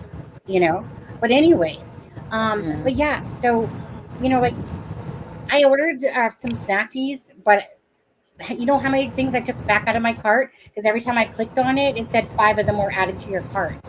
Fuck you. I don't need effing 5 boxes of wagon wheels. Thank you so much. So that's just pathetic. And you know what? That's just going to destroy those people that put up their snacks on Amazon because of them forcing people to instantly have to put those quantities into their cart. I don't want 9 boxes of effing Dare cookies. Why would I want 9 boxes of Dare effing cookies? 2 boxes? Okay. 9? Go fuck yourself. Right? It's just bullshit. So for ordering snackies from them, now it's very sporadic, right? But I used to like to do it because it was just, order 1 of this, order 2 of these, order this, stuff like that. I don't want bulk food and things expire. Amazon has messed up so much. Shipped someone else, and I ship on auto. They upset me. My new favorite. Oh, which reminds me, I got mixed nuts. My new favorite snack is almonds and sweetened dried pineapple pieces. Oh yeah. I do love some wagon wheels though. I know, but 5 boxes. 5 boxes is Wow. yeah. But I did order, and it only forced me to order 1 because it was like $22. I did order my husband some Boston cream Pop-Tarts. Hey, I'm not a big fan of Boston cream or chocolate in general, like when it comes to donuts, but my husband likes those ones, like the Boston creams and stuff. Anyways, so he's never had these before. Boston cream Pop-Tarts. Yep. And it's yeah. Okay. All I'm saying is, Amazon's starting to really piss me off. And yeah, so Amazon, and the same shirt that I bought from Amazon, this Christmas thing, rethinking, was $30, and yet I could have got it on Temu for like $15. I think I'm going to start liking Temu a little bit more for clothes and that too. Has anyone ordered from Temu? Have you? Charmaine? Has anyone in chat ever ordered from Temu? What's your experience? Tell me. Talk to me. Okay, don't talk to me then. Let's see here. It's got to be something else. I have ordered from Temu. How was it? Yeah, tell me how it was, because I've been so tempted to order from Temu. You know, my niece. No, I have not. My niece said it's trash, so. Yeah, you know what? Expect a lot, not so great quality. Okay. I need to find something here to watch because I need to go look at my order. Hold on a second here. I need to go. Let's see here. Oh, Andrew Tate. I've been keeping up with him too. Andrew, Delphi. Let me see if there's anything else for Delphi. Court TV 2 days ago. Oh, okay. Let's watch. Wait. Does this guy copyright? Mark Anthony Lopez guy? Does he copyright strike? No, No? no, he's pretty good. Okay. Stop for a second. Stop screen. His whole rant is actually kind of, I don't know. I watched it. I agree with it, but definitely a little bit out of character for him. Well, let me put it on 1.25. I'm just going to play it for a few minutes. In the past couple of days, the trial judge has made two significant rulings in the case. Number one, all of his confessions get in. Number two, she made a ruling that he cannot blame third-party perpetrators. The whole odiness thing is out. Why is this huge? Well, no matter what evidence is presented by the defense, no matter what evidence is attacked by the defense, with the confessions coming in, well, the state of Indiana gets to get up there and be like, yeah, maybe the evidence isn't as strong as we'd like it to be, but he confessed. Oh yeah, there's some holes with this evidence, but those holes are filled with his confession. Confessions are powerful. I mean, it's absolutely powerful. Every phone call made out of a jail or into a jail is recorded. They likely have this guy saying multiple times, I think I heard 60, that he's confessed to his mother, to the pastor, psychologist, the warden. There's nobody this guy wouldn't confess to. So no matter what evidence, no matter how weak the evidence is, these confessions just, it's a whole think about a hole in the wall. That wall shouldn't stand, but the confession's like just putting plaster over it, bracing with supports. It's just so incredibly hard to overcome confessions. And I sympathize with the defense counsel, but what they were trying to do is something legally unprecedented. Usually when confessions are suppressed, it's because someone drags a person into a police station and they have the lights on, they're not giving them water, or they violate the right to an attorney, something. In this case, this guy's just talking to everyone. I give them credit, though, for trying to establish that the surroundings, his circumstances, make him vulnerable to false confession. I give these guys full credit for that. Now, the confessions were bad enough, and that's going to be pretty hard to overcome, even if everything else was going okay. But then the trial judge said, hey, all that odinous stuff, that's out. If you look at the motion in limine, the state of Indiana asked for a lot of different things. And the judge basically said, granted, no explanation why. But for the third-party perpetrators, she gave a pretty thorough reason, 2 paragraphs basically. The first part of her rationale is this defense has not shown a nexus. There's not enough evidence to introduce third-party perpetrators. And then the second paragraph is basically saying, maybe it's relevant, but the relevancy is so outweighed by this chance of causing confusion with the jurors. Now, this bothers me. As a defense attorney, this bothers me. Everybody has a right to present a defense. And his defense apparently was going to be odinous. He was part of some ritual sacrifice. They have some experts saying, yeah, it could be a ritual sacrifice that looks like a ruin on, I'm saying that wrong, ruin, whatever, but it looks like an odinistic F or whatever on the bodies. It looks like they were staged in a way to support some sort of cult killing. And that was their defense. And at this point, the judge said, nope, ain't gonna come out of here. Now, the judge is very smart. She's doing this a long time. And she recognizes telling the defendant, hey, you can't blame somebody else. That's going to be the biggest point of attack on an appeal. And so she's given the Indiana Supreme Court Court of Appeals 2 separate bases. Hey, there wasn't enough evidence. And even if there was, it's so likely to confuse a jury, even if it's relevant, it should not come in, which is a rule of evidence, unfortunately. Now, as a defense attorney, if this causes so much confusion, then maybe this case isn't as strong as state of Indiana wants. Before we throw someone in jail for the rest of their life, maybe we should have confidence in that verdict. And, you know, if having evidence of a third-party perpetrator, such as an Odinist, caused the jury to say, oh, I can't figure out what's going on, it's too confusing, well, then maybe that case should not have moved forward if it can't survive a simple attack as, hey, I didn't do it, somebody else did. We already have the confessions in. This jury trial looks to be, from my perspective, like a multi-week long guilty plea hearing. What does that mean?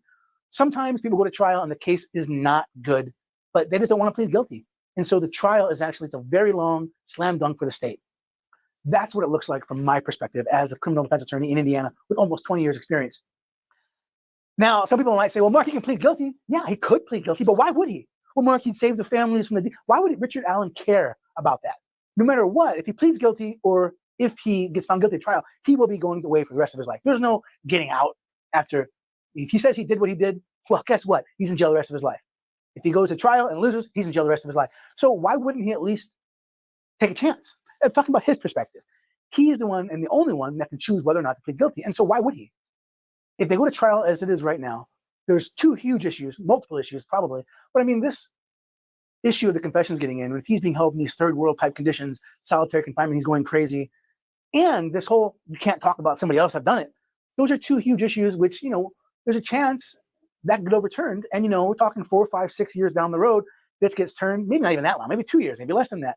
But at some point, the media frenzy of this case will die down. And if they're doing some sort of appeal and it looks like they might win, well, state of Indiana might come back and negotiate with them. But right now, there's no negotiation. You can't be the prosecutor in this case. I offered him 10 years. What? 2 little girls are senselessly gone. There's no plea agreement in this case other than plead guilty to the full sentence. And that's terrible. Again, that's the rest of his life. So by going to trial, he at least preserves some issues for appeal. And possibly, I'm not saying that's going to happen, but possibly if they can get the Court of Appeals or Supreme Court to say, you know, maybe we need to do a second look at this, they can get some leverage and maybe there's a chance, probably small, because the Court of Appeals love affirming trial courts instead of the Supreme Court, especially in criminal cases. They love affirming the verdicts and the decisions, but there's a small chance he could try to negotiate something where he's not in jail the rest of his life. But if he pleads guilty, you can't renegotiate. That's not it, unless some sort of, they find the cult of Odin 15, 20 years from now, yes, we did it. Then, yeah, obviously I can do that if he pleads guilty. But, I mean, they can still fight him. But if he fights it tooth and nail now, and they get some traction on appeal, that's going to be his best chance of getting out of jail, perhaps a little bit of life left in him. So this case is crazy, it's already crazy. I am a little bit surprised that the judge said you can't talk about somebody else did it. He looks completely screwed at trial, excuse my French. I'm interested to see what the defense team does. They have a few different options. Number one, they could ask the judge to reconsider. They could do an interlocutory appeal to the Indiana Court of Appeals. They could do all sorts of things. Now, the trial starts in about less than 45 days, so they're running out of time what to do. What they might do, though, is ask for an emergency continuance. And anyone saying, well, that's ridiculous, they should have done this a while ago. Trial court judge took her time on making these rulings. Now, she did. I understand these are complex issues, but she did take her time making these rulings. So I think the blame for any type of continuance would kind of fall on perhaps maybe the defense and the trial judge. Maybe the trial judge more than the defense. But they guys, you know, this defense team is trying to do everything they can to help their client and to represent him with the absolute best of their abilities. And this is a huge curveball, which, you know, a lot of people saw coming. I didn't see the Odinist thing. You can't talk about it at all. That seems crazy. But, you know, judge's choice. And the judge have lots of discretion with these type cases. And I wasn't there for the actual evidence portion, so maybe there was much less convincing than, you know, I've read. But I feel bad for the defense team. It's a huge curveball. Crazy case, crazy rulings. I am dying to see what happens next. If you've watched this far, please like and subscribe. I mean, what do you He's think? not wrong. He's a little high strung for my liking, but he's not wrong. Yeah. Yeah. Yeah. I mean, I enjoyed listening to him rant. He got some things wrong, obviously, but he's a lawyer. He's in Indiana. He's got some good points, and yeah. And I mean, he's right. Like, why would he plead guilty at this point? Right. Exactly. Yeah. I agree with that. Yeah. Yeah. He does hold my attention, but yeah, I'll just leave it at that. Yeah, yeah. And the way the beginning, I don't know if he edited it or not, but I happened to catch it right when he released it, and he dropped the F-bomb first thing, and I was like, oh wow, yeah, Well, I mean, he's right. This case is crazy. It'll be very interesting to see how it plays out. At the end of the day, like I said, it's always been about Abby and Libby and justice, to Mhm. find that road and path for justice for Abby and Libby. It is a case that honestly, it's I think that and they've been saying it since the Supreme Court, the oral arguments, that this case is probably going to be used to teach law, down the road. yeah, They're setting, I think, so many precedents with these rulings and motions, and I think that I think the bright side is the silver lining to all this is that their court system, the judicial system in Indiana is going to be stronger because of this. right, You right, know, yeah. My heart just breaks, just how this whole case is played out. mm-hmm. My sorrow is just, to put yourself in the shoes of all the people like the Patties and, Williams, and, it's just ridiculous how this case has, you know, went about through all these years. It's Um, unimaginable to yeah, think, and it's probably not over yet because, like I said, the way the system works is that they get an automatic appeal when they're convicted, and I mean, there's been so many flounders throughout that a lot. That, I mean, I'm worried that it'll get turned over on appeal on not this motion in limine right, granting, the rest of it, like the investigation and the lost evidence, and do you know right, what I mean? Like there's so much that went wrong right. throughout that I worry for the families that this is so That far would from be over. that would be absolutely just horrific and heartbreaking. Yeah, If that happens to them, yeah, it would uh, be. it's just so hard not to. At the forefront is Abby and Libby's faces, first of all, you Yeah, know, and just for Libby, having that mindset to, record, and dumbass there didn't realize he was on video. Um, right when he said that he was at the bridge, he had no idea of the yeah, video. But anyways, it's kind of like that, that recording in itself was that piece that said, you know, something bad's going to happen to us.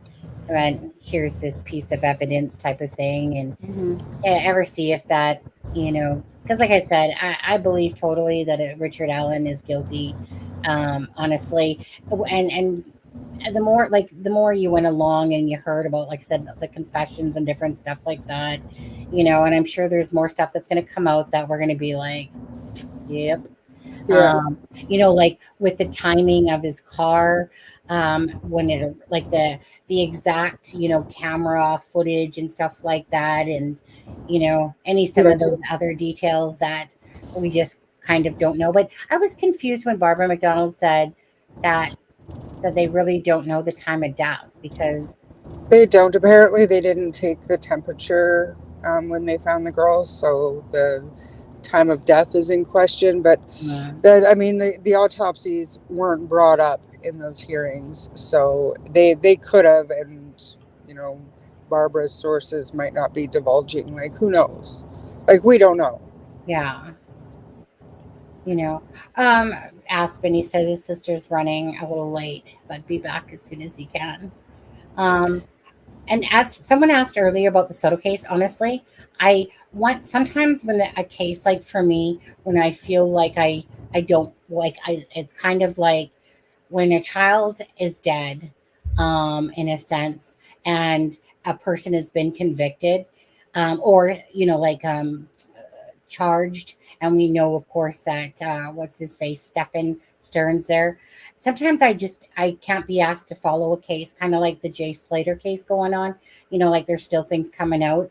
But in my own heart, when I feel like it's just something I don't want to cover anymore because it just becomes about, I don't know how to say it. It's just when I feel like sometimes the case is complete, like there's no bringing Jay Slater back, you know. And at the end of the day, I still feel like, it was one of those things where obviously maybe if there was third party and Charmaine dropped, I guess it's just me on there. But I just always follow my heart about cases. So the Soto case, I haven't been following it. I've seen a little bit, but I honestly haven't been paying much attention to it. Those some channels, like I said, that definitely cover that case. Like the docket, for instance. Him and Plunder are really good at getting the video footage, requesting the FOIAs and stuff like that. That really dive into the cases and give you that stuff. Just kind of for me, I don't know how to explain it, but whenever I feel like I'm done, like it's like, okay, this part's complete. Whoever else carries on with it and still wants to talk about it, but to me, there's always other cases out there that are coming forward and those people that still want to continue. Now, Sebastian Rogers, there's no answers for Sebastian Rogers as of yet, but again, there was a bunch of drama that was going on. I couldn't be asked to be part of all that stuff. I don't care if this channel, it doesn't want to play the games of riding off of something if there's nothing out there to talk about.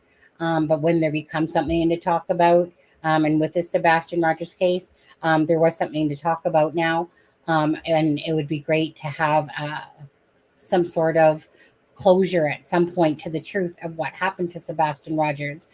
Delphi case, obviously, very near and dear. I'm not a paperwork person. Yes, I couldn't be asked to read half of those things that come out just because, like, for instance, I could care less to read the transcripts, to be honest with you. I don't care. So, like, because Aspen was already there and he was telling us about it. And, if it's just like a 1-page thing or a couple page thing and stuff like that, it's just not my thing, not my forte. I literally wanted to vomit halfway through all the back and forth. If it's not my forte and I don't feel comfortable to keep talking about stuff that I have no clue, not that I don't have a clue, I get the gist, but it's not where I could have a conversation with people really and sit there and talk about law things, and stuff like that. That's what there's some other channels for. This has always been about the justice for Abby and Libby, and waiting to get close to the trial, where the real stuff happens, in a sense. Like, yes, of course, the paperwork stuff going back and forth, but it really just becomes about, okay, let's get to the nitty gritty of it. Let's get to the trial. And if that happens on October 14th, where they have the starting of the, whatever it is it the jury selection on the 14th type of thing? But anyways, and then for me, it's just getting to the nitty and gritty of it. Okay, so let's see the evidence. Let's hear the evidence. Let's see what the defense is. But obviously the defense now, everything's been quashed pretty much for them to talk about the Odin and all that stuff. But anyways, I'm just want to see it play out and see how it plays out, in hopes that Abby and Libby get their justice at the end of the day.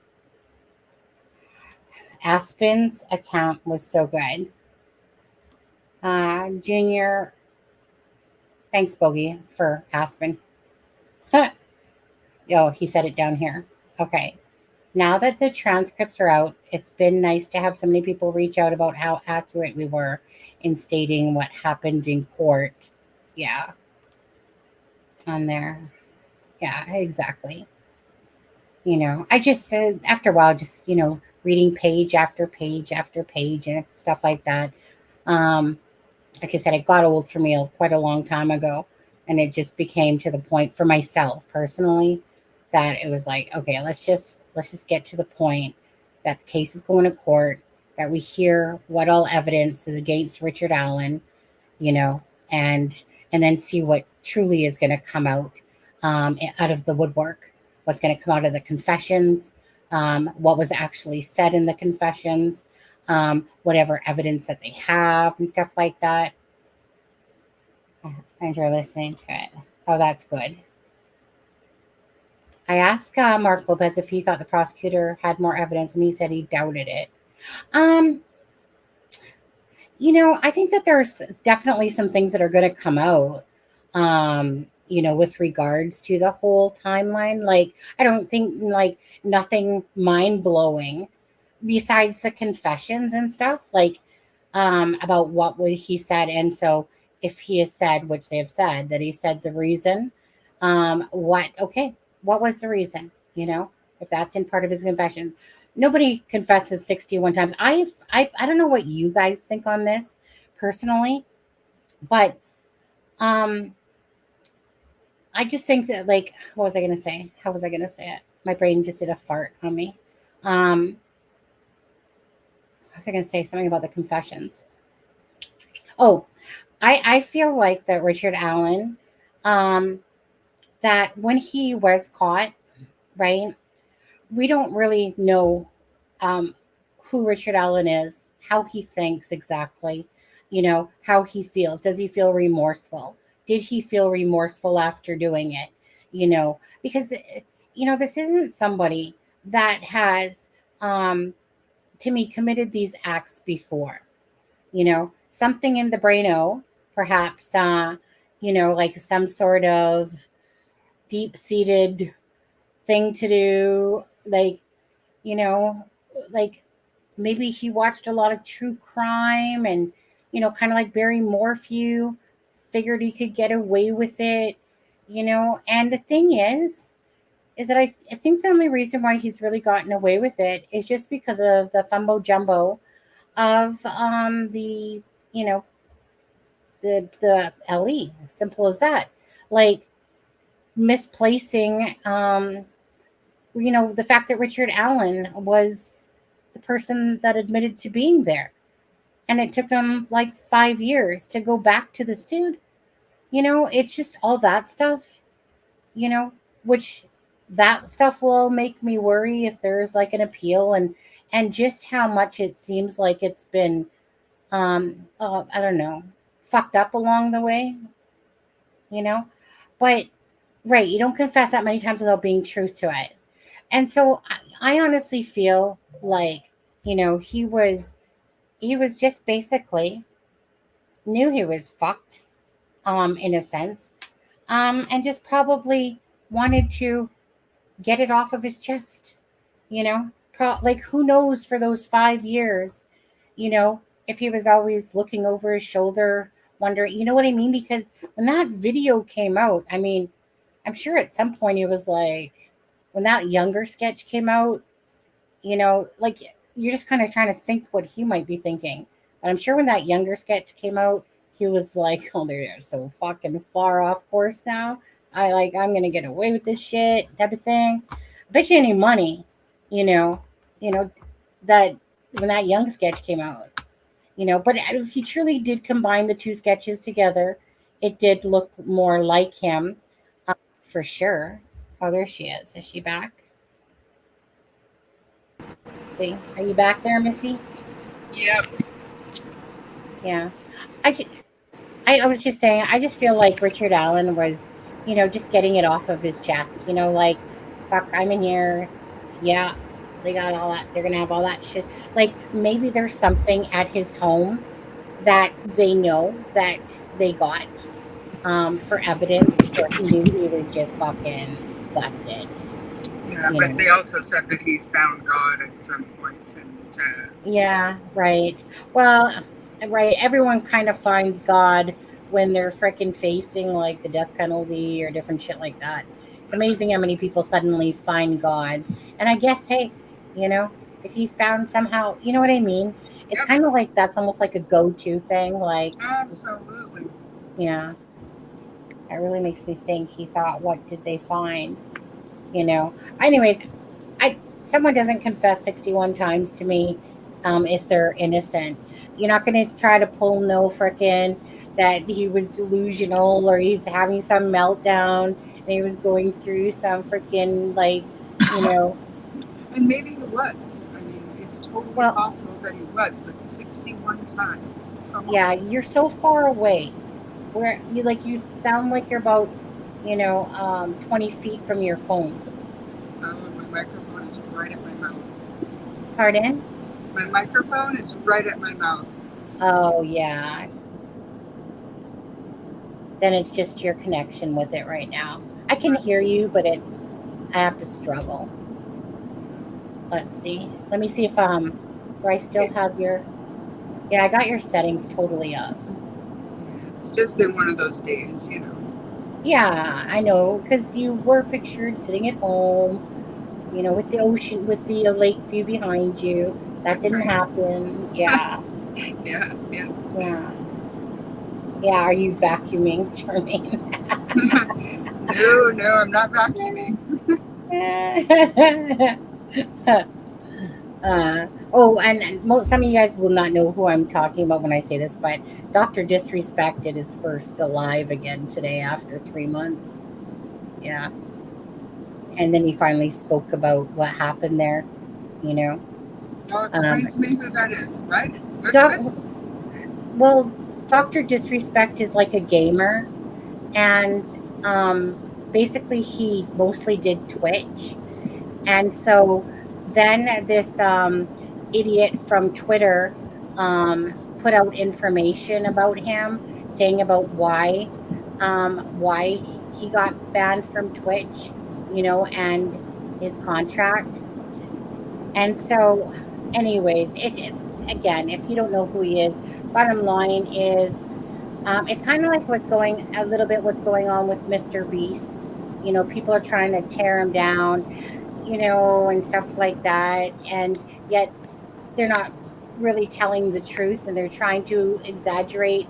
And anyways, it's one of those things is that there's a lot of shit going on between Mr. Beast, the head guy of Telegram, Andrew Tate. Um, the thing is that, it never amazes me how much people just ride and don't use their own brains, and they just feed off of information, believing the truth of something like Mr. Beast. Okay. You know, those idiots out there that keep reporting that, he's like doing this and doing that and acting like he's this really bad human creating whatever. It's like, shut the front door. You people are just siphoning off of his name. You leeches, you losers. And honestly, Mr. Beast behind, like I try to look at things, through a clear box type of thing. And it's just when I watch what people do to other people, and they try to tear down good people. Now, Mr. Dr. Disrespect, he's kind of like, he's very comical to watch. He wears this like wig and these glasses, and he kind of has like a showman thing that he does. But it's when people don't put out the truth, and then it's kind of like, then the whole internet goes, oh my God, pedophile. Oh my God, he was whispering to somebody that was this, and he put out pictures and stuff like that. And then that swirls around and people believe it, and they start, like, right, and then people just ride off of that, and they lack so much information and stuff like that. And then all of a sudden, more or less, the truth comes out, and really it just boils down to a lot of people that have misinformation, and they're spreading it like it's the truth, and they're bashing. If there's one thing I can't stand about the internet, it's all these fucking hypocrites that come on the internet, and whether it's in here or in other people's streams, and they start preaching about other people and fucking morals, and yet their morals suck themselves, as if they are on some sort of high pedestal and stuff like that, when they don't even have the truth. Like, it's one thing if it was fact and stuff like that, but when people start, like, you just watch how people, like, in the chat groups and stuff, and you just watch how they just feed into stuff. And it's like, first of all, God gave you a brain, use it. But it's just watching people just preach to other people. There's one thing I cannot stand. It's someone telling me how to run my channel, what I should talk about, how I should be. Go F yourself. I don't fucking care what people say about that. It's my channel. If somebody wants to watch, they watch. If they don't like it, go out the fucking front door and leave. I do not care, right? Because I will never have somebody sit there and come preach to me about their morals or this or that or what I should say and what I shouldn't, when look at your own goddamn house and your own goddamn glass doors before you start preaching ever to other people. But that's probably the biggest hypocrisy that I cannot stand on the internet, is all these people acting like that they haven't stolen something in their life, that they haven't lied, that they haven't downloaded videos for free, that they haven't done shit. And then they start preaching to other people how their morals should be or stuff like that, right? I don't know. Just drives me bonkers, that part of it. Just saying.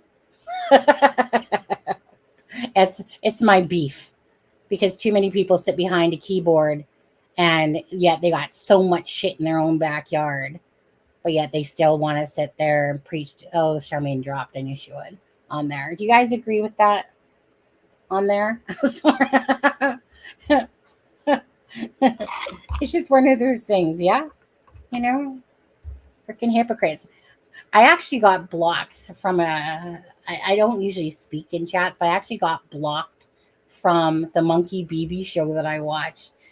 And you know why? So I don't usually say much, but I always watch a show called Monkey BB, and it's out of freaking I don't know, whatever is it again, Cambodia or something like that, or one of those countries. Anyways, so in the episodes, right, you kind of watch it for its genuineness of a monkey, and what the monkey does, and he's like this little human and stuff like that. But they literally took this. So they've been looking after this little baby monkey, and brought that kind of into the show for this channel called Monkey BB. Yeah, I'm gonna shit on you, Monkey BB, because this tells me, because I cannot stand when people just literally try to profit off of something, and it goes from watching something that you feel is more wholesome. So anyways, so the cameraman is paying attention to Monkey BB, and little baby monkey that they're taking care of goes missing, right? Now you're thinking to yourself, yeah, whatever. Okay, next episode, that little baby monkey just will turn up. Okay, no problem, right? They're kind of given that. But anyways, so here she comes back. But on Monkey BB, no, those fuckers wrote it out for 6 episodes. 6 episodes, okay? Of the missing baby monkey, right? They were playing off that shit for 6 episodes before they were like, so baby monkey was found and baby monkey was a little bit hurt. 6 episodes they wrote that bullshit for. How do you do that to your audience?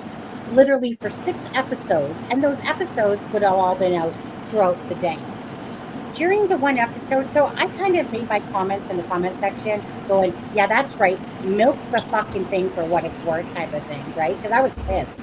6 episodes, you're going to ride one, a segment, and write it into 6 episodes for your viewers that this baby monkey is just missing and we have no idea, and they keep showing it. And what said a lot to me was this.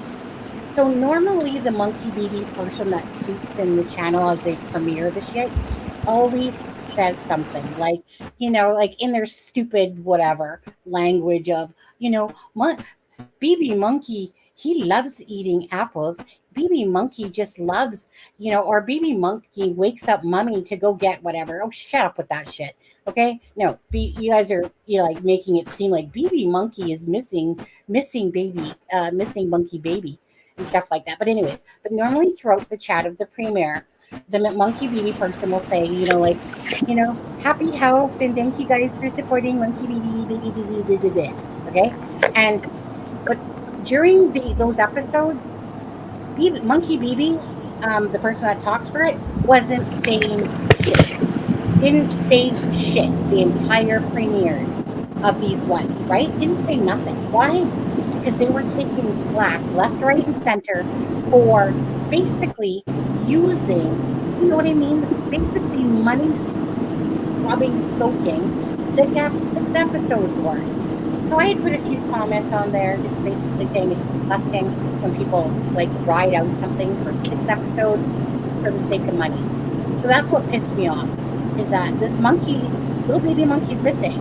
But by nightfall, they had found the baby monkey, but they had to play it out in 6 fucking episodes, right? That's 2 days worth, 3 episodes.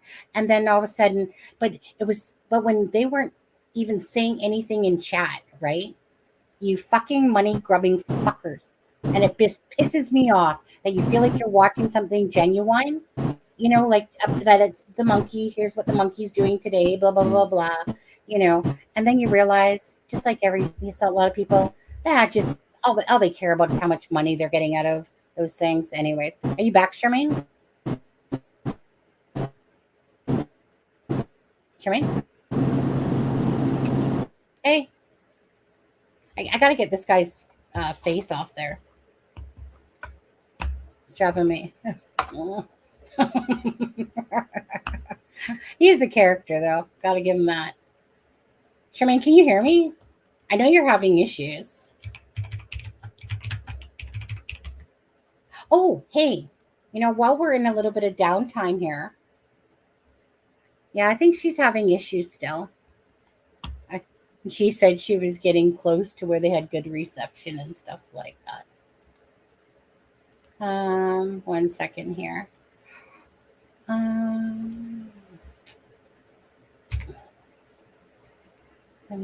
Oh, come on. Stupid mouse. Sorry, guys. Just give me a second here. Oh, my goodness. My mouse lately is going to be the end of me, I swear. It's like it just drives. It's not doing what it's not being friendly. It's pissing me off, as a matter of fact. I don't know if it's because of the battery. Oh my god. So all I'm doing is I'm trying just to do a print screenshot. Charmaine. Hello. Hey, what's going on? I mean, I feel bad I keep going out of service, and I came in and you seem genuinely upset about some monkey baby monkey. Yeah. Because I have no idea what that is. So. Yeah, it's a show that I watch typically like 3 times a day. It's like 20 minutes, if that, each episode. But I ended up getting blocked because I basically said, quit milking the fucking, like, I cannot stand it. When people ride off of something for the sake and the purpose of money over, like, just greed, you know, and it just pisses me off, right? Because I'm like I said, one of the least greediest people you'll ever meet, you know. I mean, like I said, Charmaine's helped me out before, and Alexa, you know, has helped me out before when I've needed a couple times a little bit of help, and that for me to even ask someone if I could just say borrow some money is like a thing that I just don't do and stuff like that, you know. But in the sense of, you know, trying to do things at the sake of money, like money for the main purpose and stuff like that, I know that everyone has their way of doing things, but I get pissed off when I see that money becomes the forefront of something. And that's the problem with this world. Get the fuck over yourselves, right? You know, and do it for the genuineness of, because you actually care about doing it. But when people make it about money, it's just the greed of it, and the greed of this world, the selfishness of this world, you know, when people will stoop to whatever levels just for the sake of money. She dropped again on there. It's my pet peeve. I can appreciate when people do things, you know, when they show that they care about the person first or people first, you know, but when you can literally clearly see that they're doing it for the sake of money, it just gets me to no end, you know, because this world's pathetic enough as it is, you know, and to watch these people, and yet those people, you know, like I said, they'll go far because they'll deceive you because people just love drama, They just love it and they buy into it, you know. I mean, there's this one channel, you guys, dedicated to saying that all these people are dead. They're not true, but that's their whole YouTube channel, is that somebody died. No, that's not what I wanted to show. Stop screen. Boom, boom, boom, boom, boom. That's not what I wanted to show this. There we go. Put that up there of the girls. There we go. Okay. I'm gonna. Well, Aspen's taken too long, you know. But you know what? Let's just drop those. Let's just drop those 5 memberships right now. Let's do that. Right now, I'm basically biding time till Aspen gets his ass back on and Charmaine works out her shit with the with the car ride. Poor thing. She's like just in and out. Memberships. Yeah, I didn't use up 5 last month, but they don't carry over. Okay, let's just gift those now. Let's just see who gets those. Okay. So let's see. Sharon Parker was gifted a membership. Walkerette was gifted a membership. Hills 65, Citizen Sleuth, and Bingo Bruti. Well, some of those names I've never seen before, but congratulations on there. There you go, Sharon Parker. Today's your day on there. So Sharon Parker, Walkerette, Hills 65, Citizen Sleuth, and Bingo Bruti. Yay. Almost in cameras.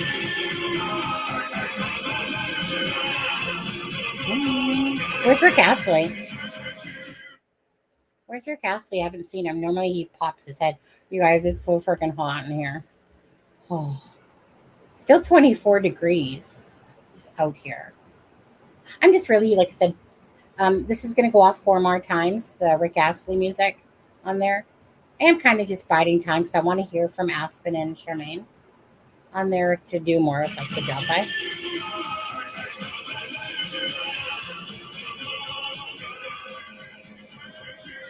Ooh, Charmaine, you're hovering really near 3 months left and it's like 2 years. Damn, woman. Dang.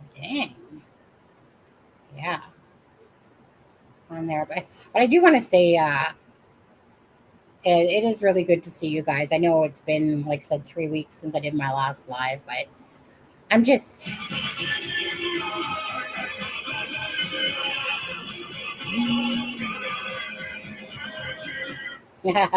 Don't forget I desert you guys in a second. Just remember that. Hey, where's Ben?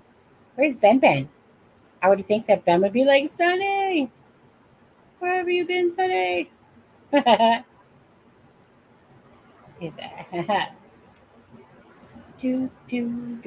But yeah, so congratulations to those people that got those, and nice to see you guys. Oh.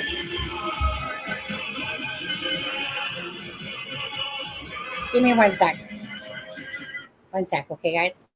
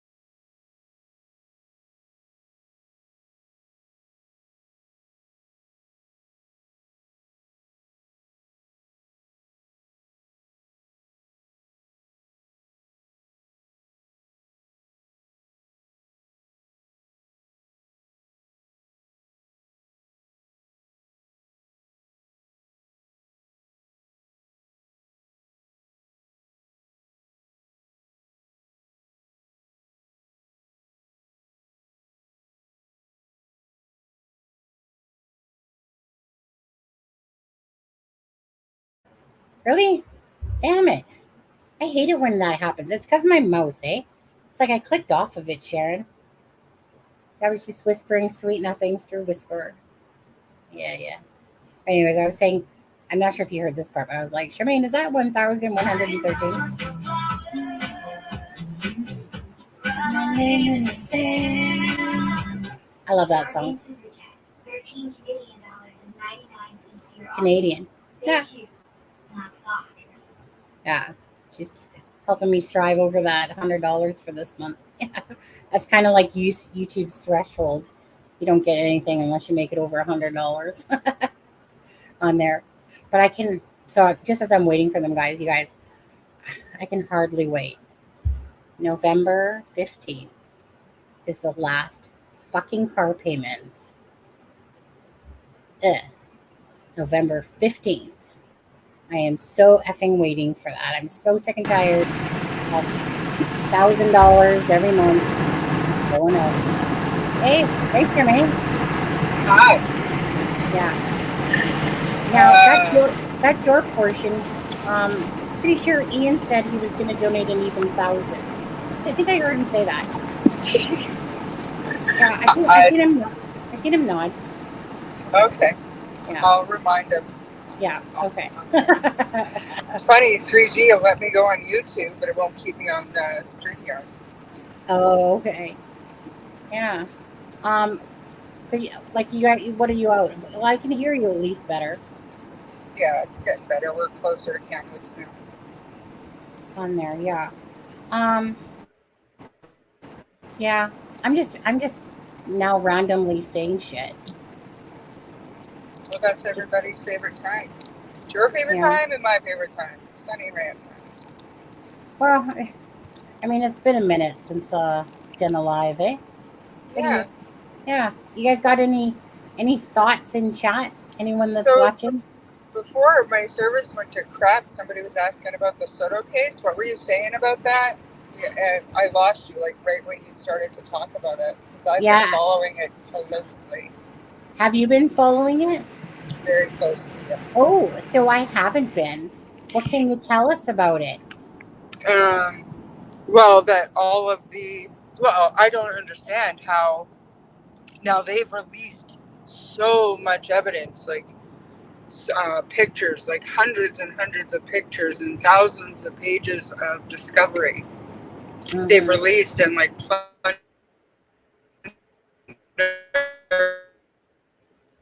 and pretty damning stuff. Like, the guy's not ever going to see the light of day again. I think that prison justice will take good care of him. But Mom's not going to be charged. I see. I did hear just that. A stupid woman. Yeah. Just a stupid woman. I think I called her that many times. Yeah. Yeah. I mean, it's so sad and so horrific, and just the epitome of stupidity what went on that morning after she had died. And the parents, we heard, I guess, jail letters and phone calls between Stephen Stearns and his parents, and they seem to be supportive and whatnot. And now, listening to their police interview, they're sketched out by their son and have always been. Oh, I haven't listened to any of this. I know the docket's covering it. And he was like, docket, he's really good for him and Plunder. They usually help go in together and get like the videos and the different coverage and stuff like that. They did, and they got it all. They got thousands and thousands of documents, thousands of pages, and hundreds of pictures. Yeah, maybe I'll have to catch myself up to speed on what's going on there. That was yes, it's such a heartbreaking case. I mean, honestly. And again, yes, I knew the mom was not going to be charged recently. They said, dumb as fuck, that lady. Like, seriously. If you want to talk about someone that has complete airspace between, Yeah, like that night she admitted right to the police that, I needed a good night's sleep, so I told them to go sleep together upstairs. So, okay. Yeah, go sleep together. Yeah. I don't know. Just dense as a door, that one, but it's just horrific. Like, it's just sickening. Like, did we ever find out kind of like the reason of why he decided? No. There's all kinds of speculation, but no motive for it. Obviously, there's plenty of motive. He was molesting her since she was 7 years old, and Yeah. she was 13 now, but nobody knows.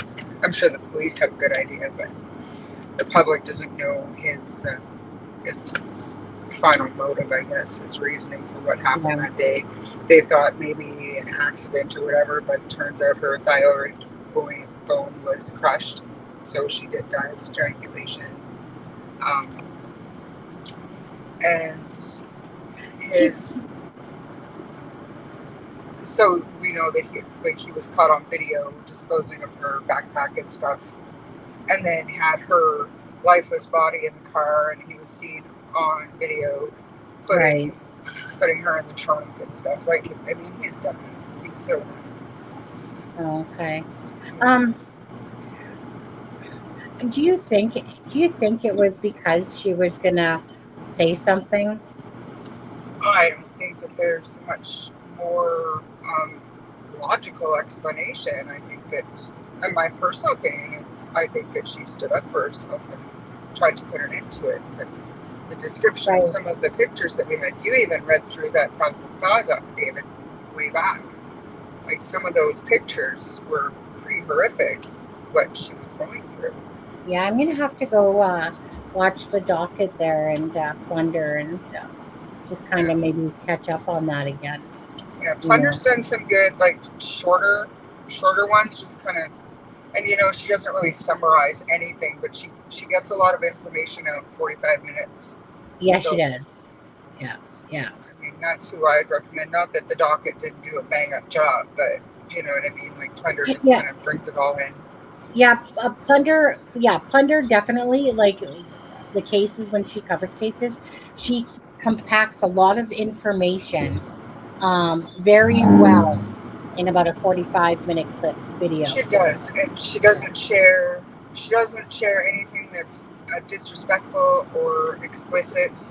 She'll summarize it for you, right? But she doesn't waste time, showing stuff that at the end of the day doesn't mean it. Yeah. I mean, I appreciate those two both, because, like I said, when it comes to cases, if you guys aren't following docket, I don't know. Well, Plunder's on Twitter as well, Paula Mooney. But like I said, if you're not following them, they should, because they always get tons of paperwork for cases and all the different things.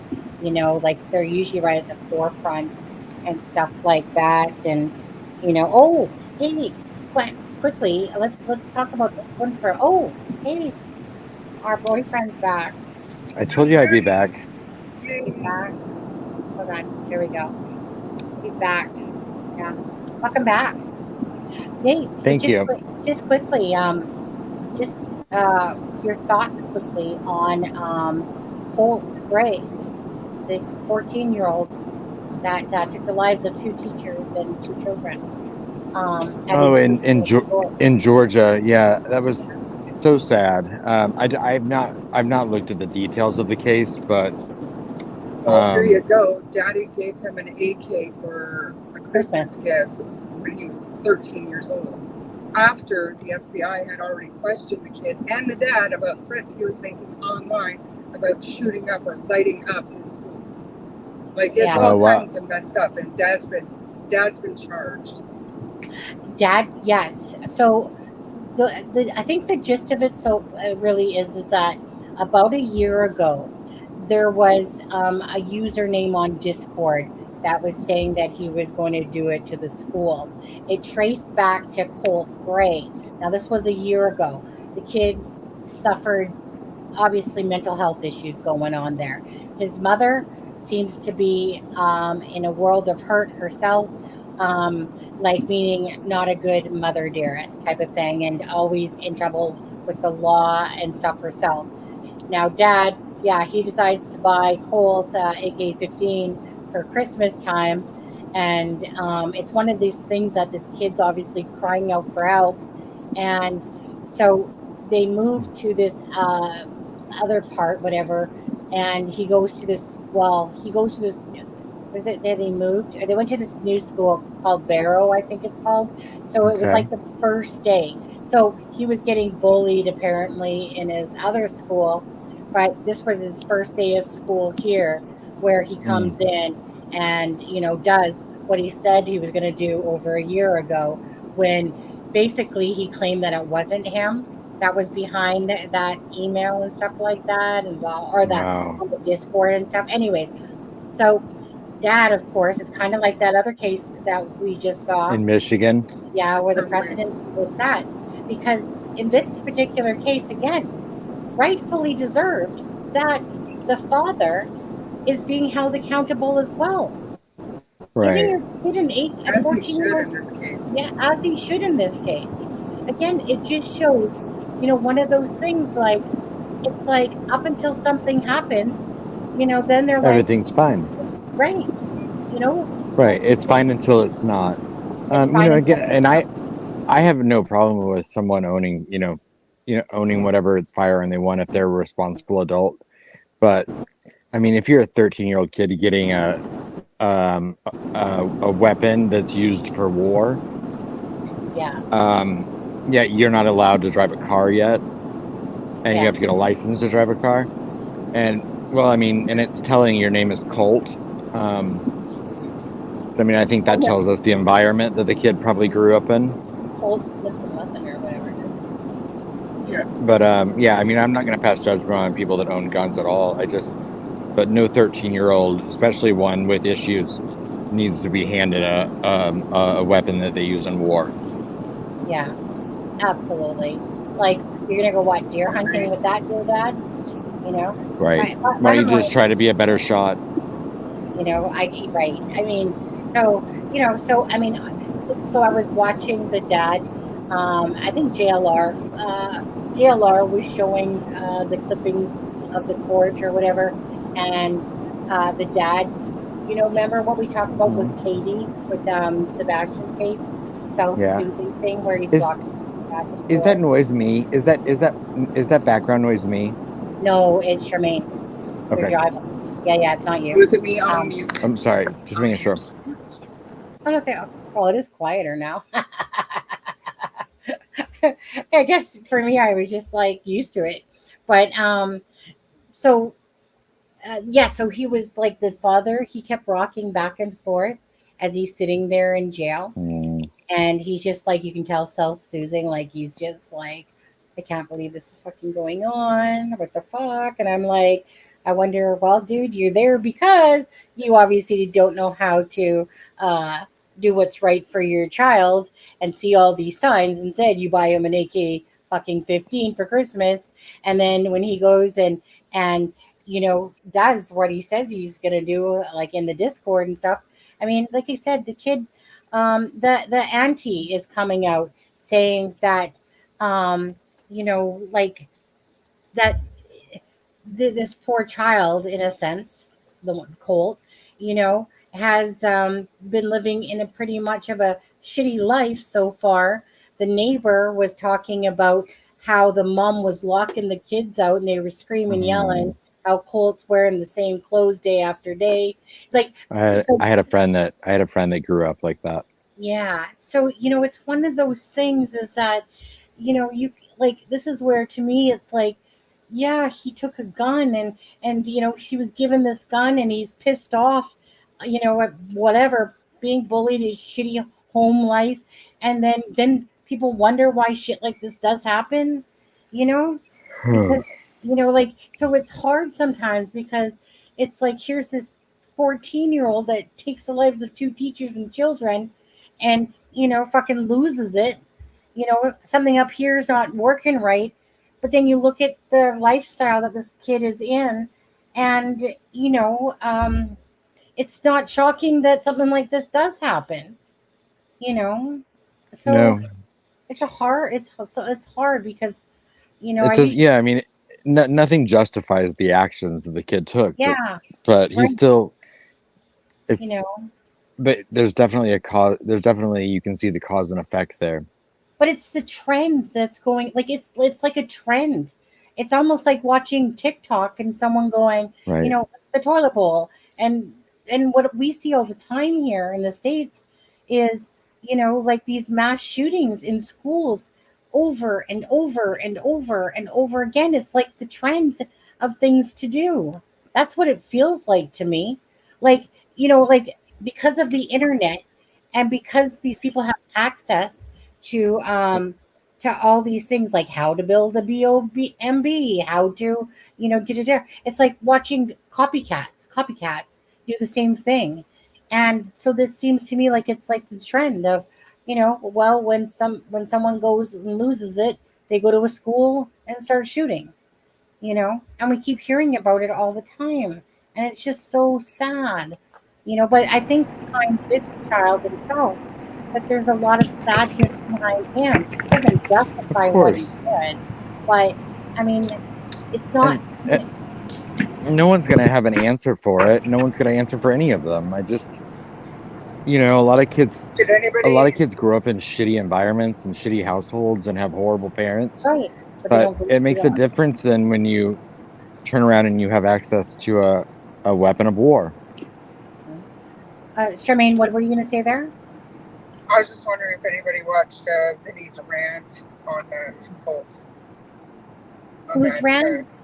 Vinny. Who? No. Who? Vinny. Oh no, I didn't. Mm-mm. I mean, he made some really good points, and just as frustrated as everybody else. Like, why don't they have like metal detectors in schools if you're not going Right. to change the Constitution, which would be terribly difficult? Why don't they just have metal detectors? Why not? I read a Absolutely. really interesting study once about the correlation in schools that look like penitentiaries and people that end up in penitentiaries. And it was the statistics were kind of alarming, and meaning the schools that have like these like, you know, like high security, like more inner city like schools where you don't have these like pretty open campuses.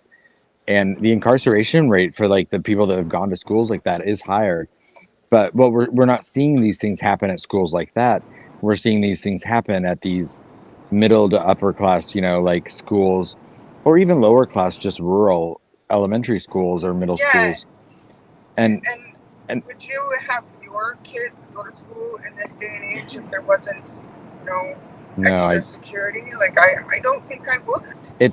it terrifies me already about, I mean, I'm not a parent, but you know, I mean, I have a pretty active role in my niece's life, and it terrifies me the idea of her going to school in 2 years.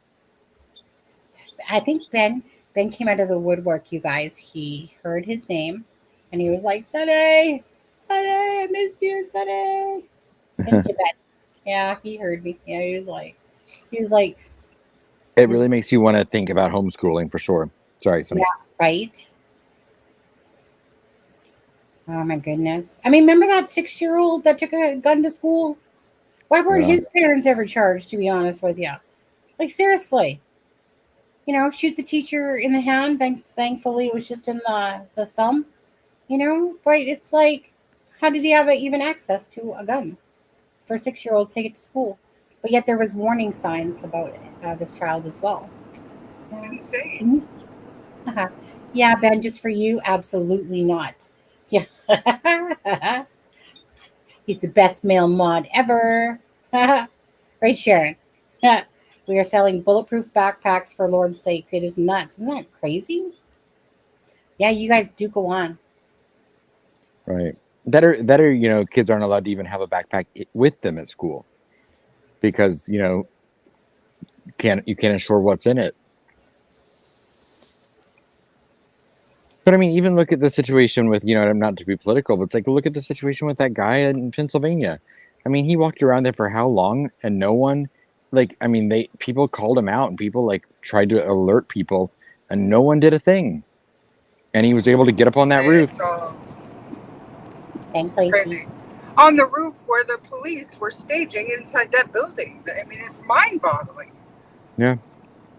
So I don't have an answer, but doesn't make it any less heartbreaking, of course. Mm-hmm. So and Lacey, obviously, next time you can send that $1 million, that would be great. Lacey, I can send over my Cash App. I'm kidding. Yeah. I know it still pisses me off that you guys have Cash App and Venmo We don't have that shit in Canada.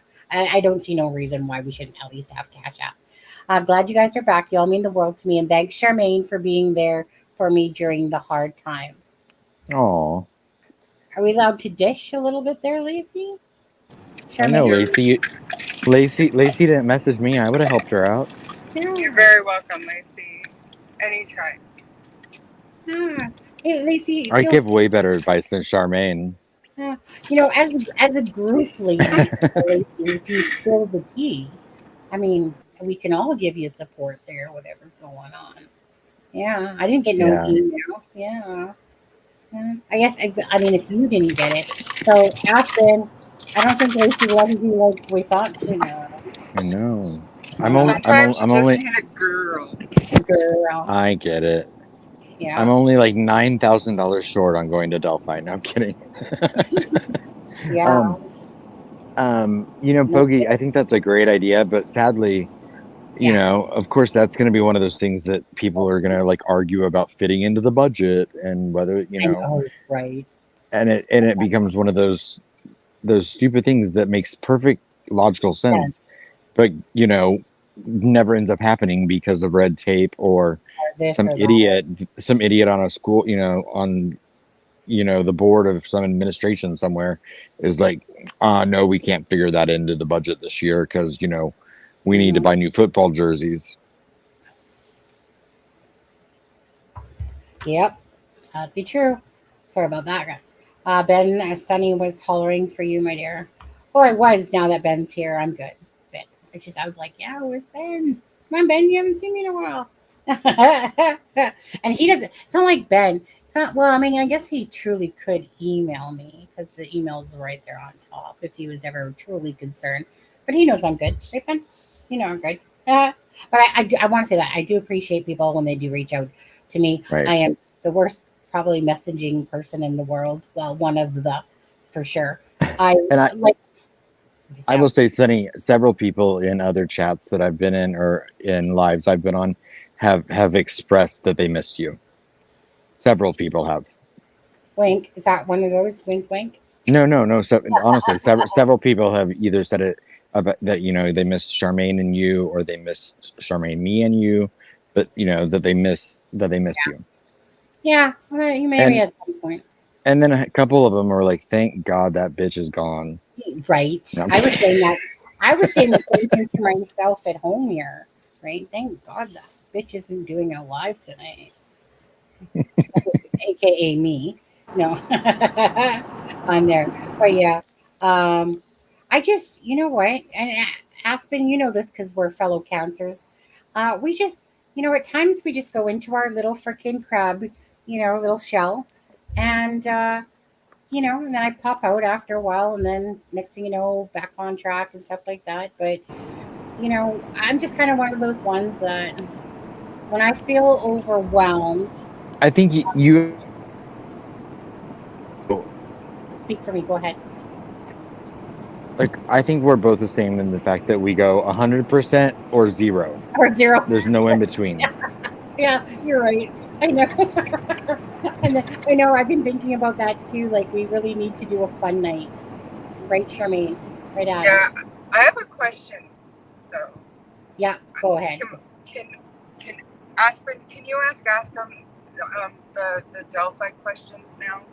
Yeah, but he just. I would. I was going to get there, but then. Oh yeah, then he popped away. Go ahead, Charmaine. Say that to Adam again. I want to hear what Adam thinks about what's going to happen next and what the defense is left with, and I want to know his thoughts. Yeah, well, and about and Aspen about the whole geofencing. Not.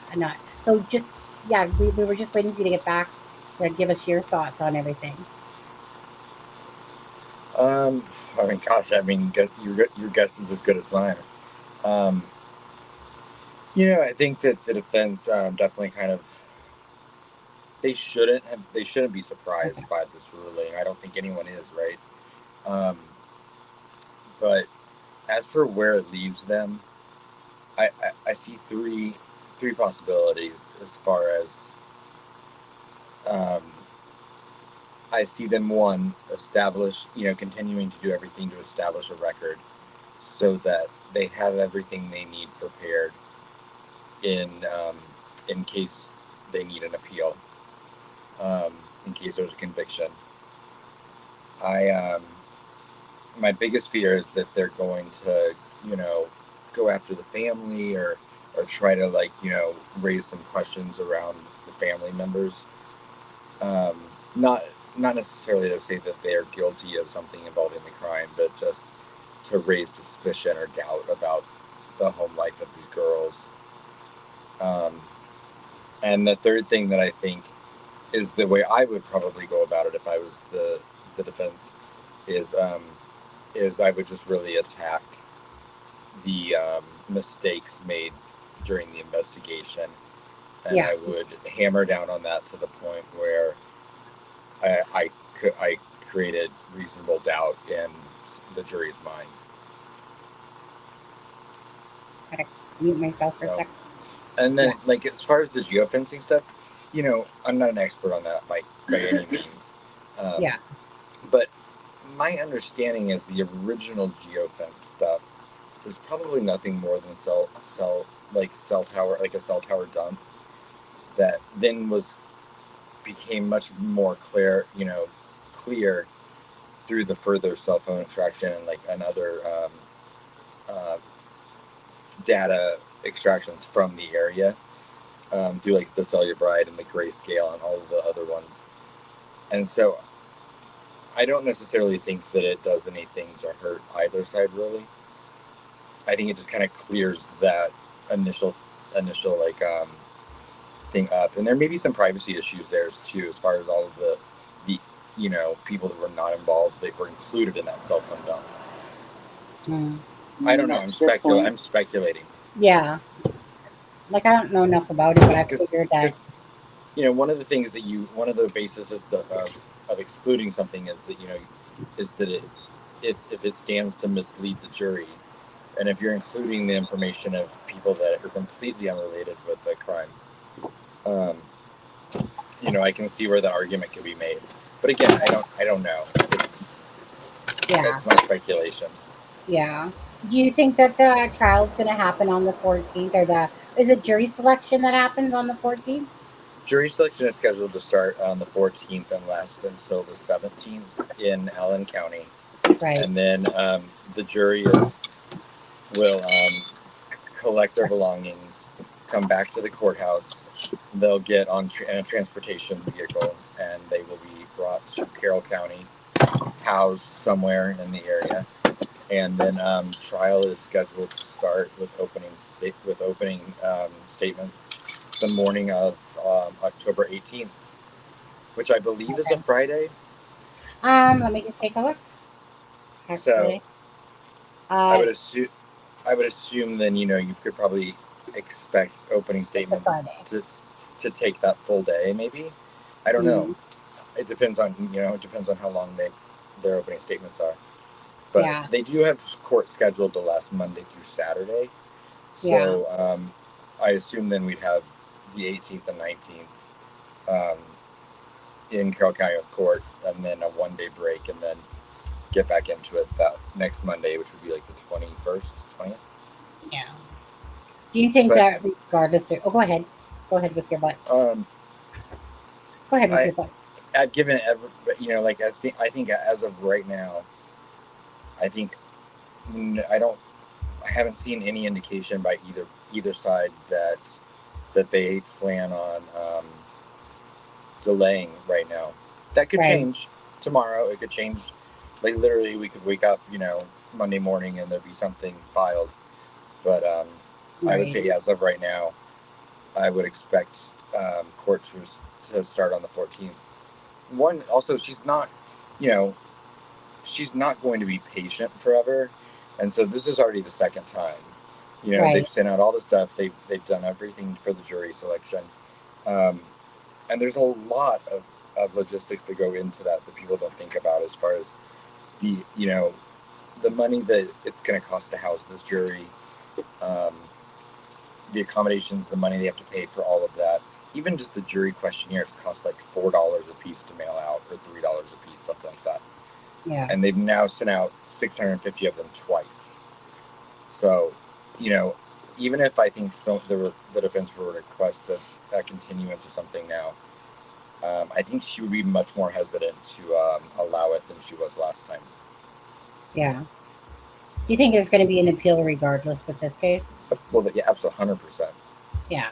I mean, I think, you know, and that's not even, I mean, that's not even pointing towards any, you know, wrongdoing by anyone. That's just pretty much a standard at this point that there's going to be an appeal.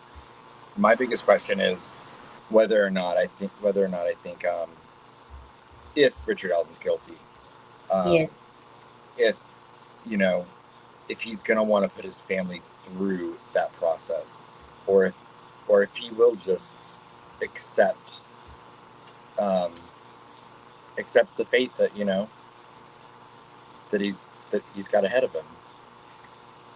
Mm-hmm. So that's only a question that he and his family can answer. What about an interlocutory appeal? You don't think that they're going to do that? My favorite word. If they did it, I think it would be for no other reason than to show delay. That they exhaust it. Well, no, I think everyone is aware that an interlocutory appeal would literally result in Gold probably saying, denying it, and then going to the Supreme Court, them denying it. And so I think it would really establish nothing more than that in the appeal process they could, you know, prove that they exhausted every single last avenue that they could have gone down. Mm-hmm. But I don't think anyone thinks that an interlocutory appeal is going to have any effect. You know, like I said, I mean, it would delay. You're right about that. Is Turbo going to the trial? I've not talked to her about it.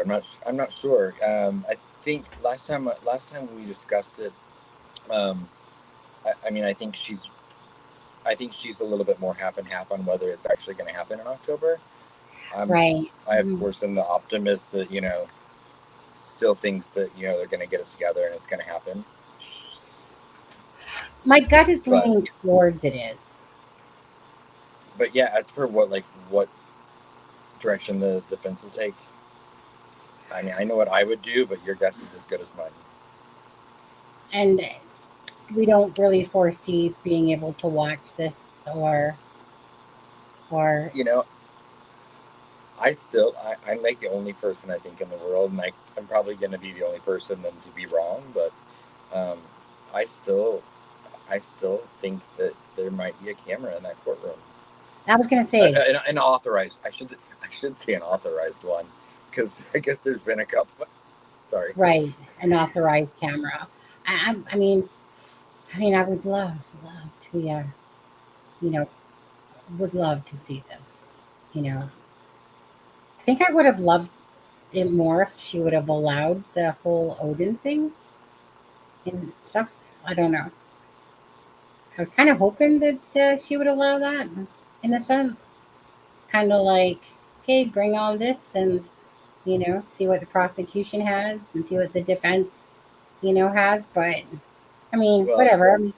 If those hearings were any indication, I don't think many people would argue that every attempt at the defense trying to bring relevance or significance to any of that, it was shot down immediately.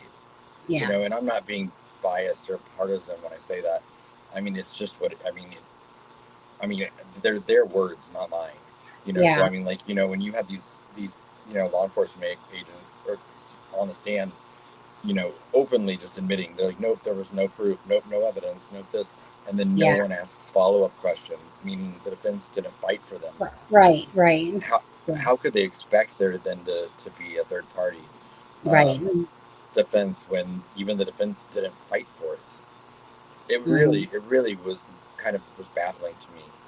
Right. It's like they've spent all of this time and effort and building this entire thing around these alternative suspects, and then they were given the opportunity, and no one fought for it. Right. They Gotcha. just kind of let it be knocked down, and didn't even try to pick it back up. So really, their best bet is just to try to keep knocking holes with um, all the flubs and all this, But it's the That's what I would 61. do. I mean, to me, this is going to boil down to him placing himself on the bridge, the timing that he was there, and the confessions. The confessions are going to be big. The tell-all. Especially considering that, there's some of the 61 direct confessions contain information only known to someone involved in the killing. Right, exactly. Right.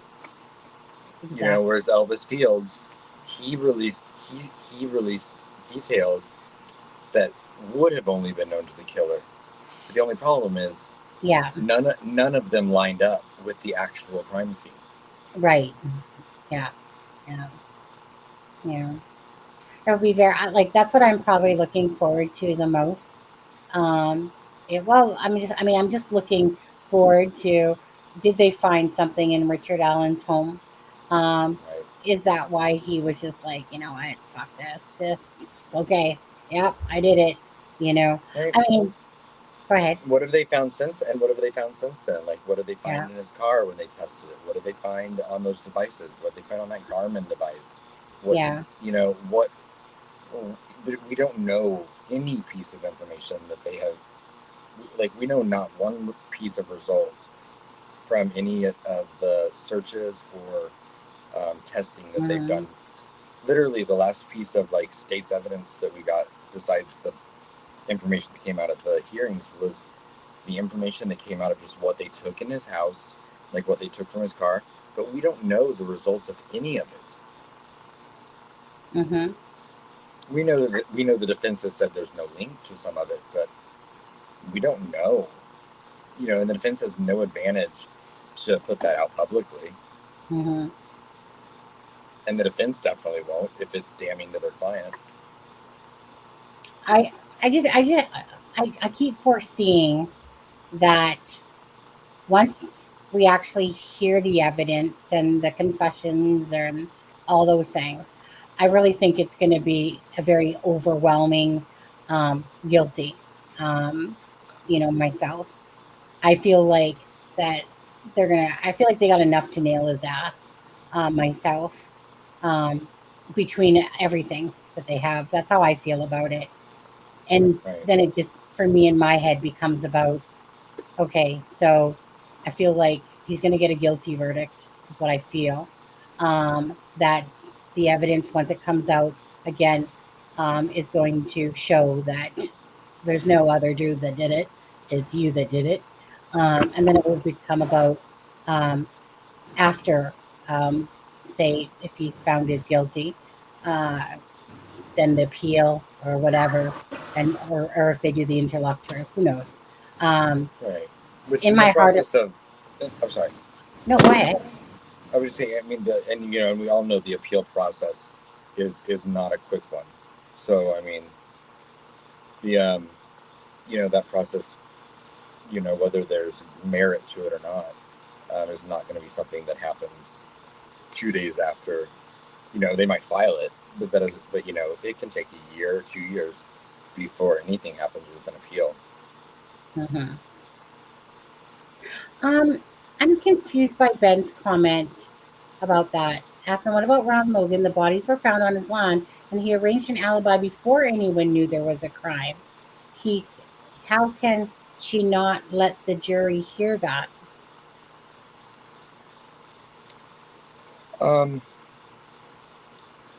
Essentially, one thing. I mean, the time they spent discussing Ron Logan was so. I mean, I think those transcripts are out.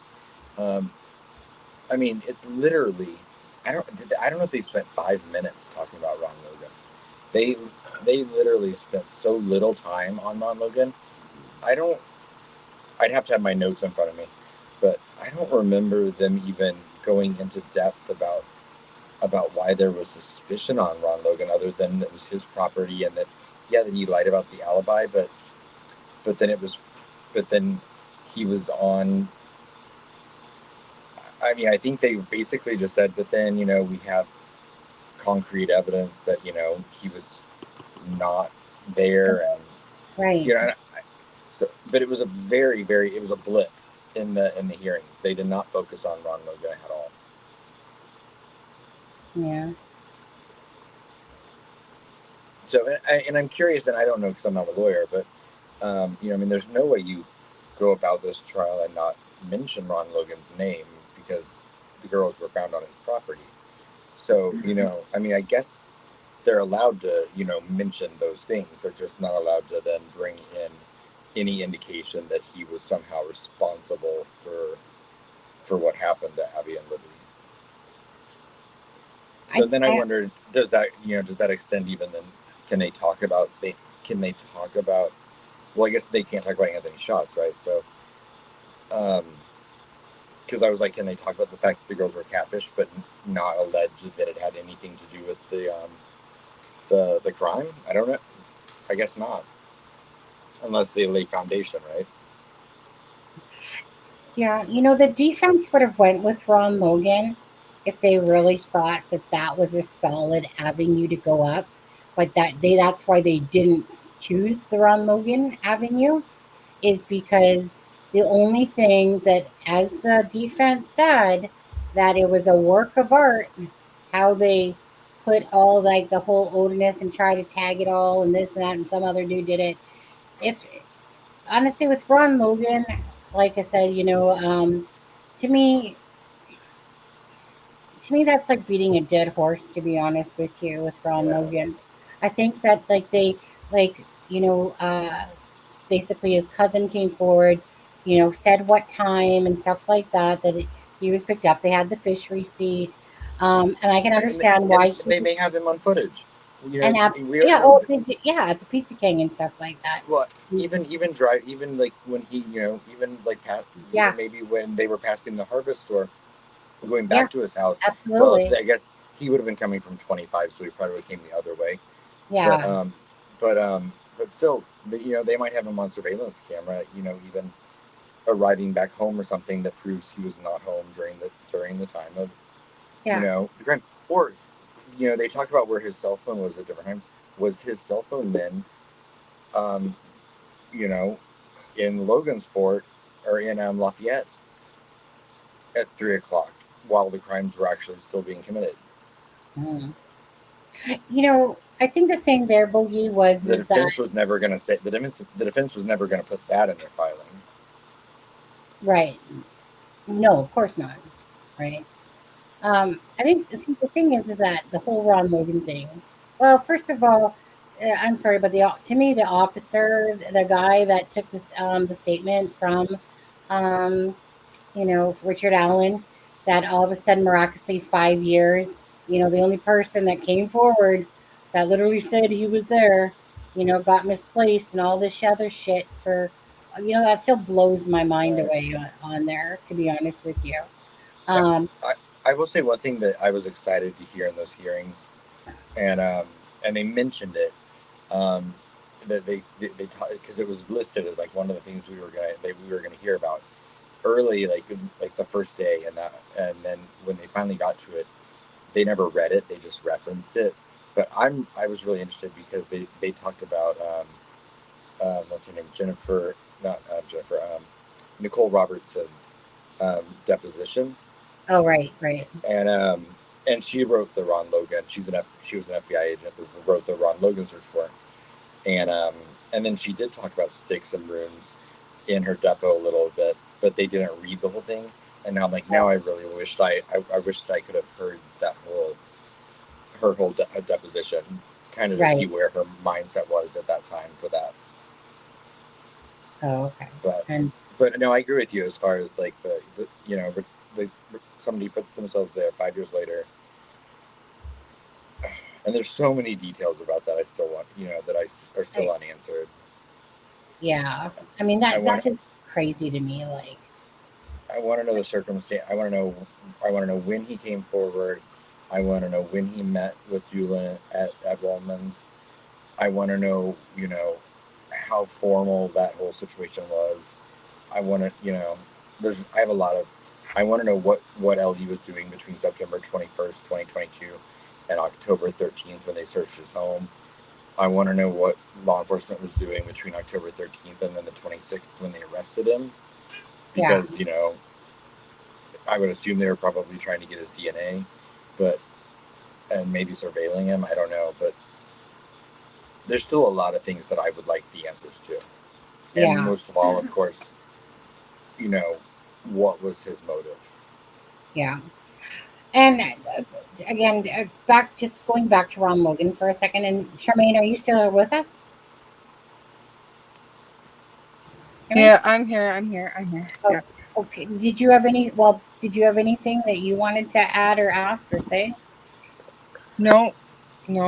I just I really wanted to hear what Aspen was thinking, and yeah, I don't know. I don't know what to say. I mean, it's going to play out how it's going to play out. Mm-hmm. And yeah, Aspen, I wanted to kind of get your take on it. I mean, at the end of the day, right, it's going to play out how it's going to play out, regardless of anything. And, again, with Ron Logan, honestly, the defense would have been swimming up that whole fucking canal if they if they even thought that Ron Logan could, like they could put the blame over to Ron Logan and stuff They like tried. that. I mean, look at how hard they tried. I mean, yeah.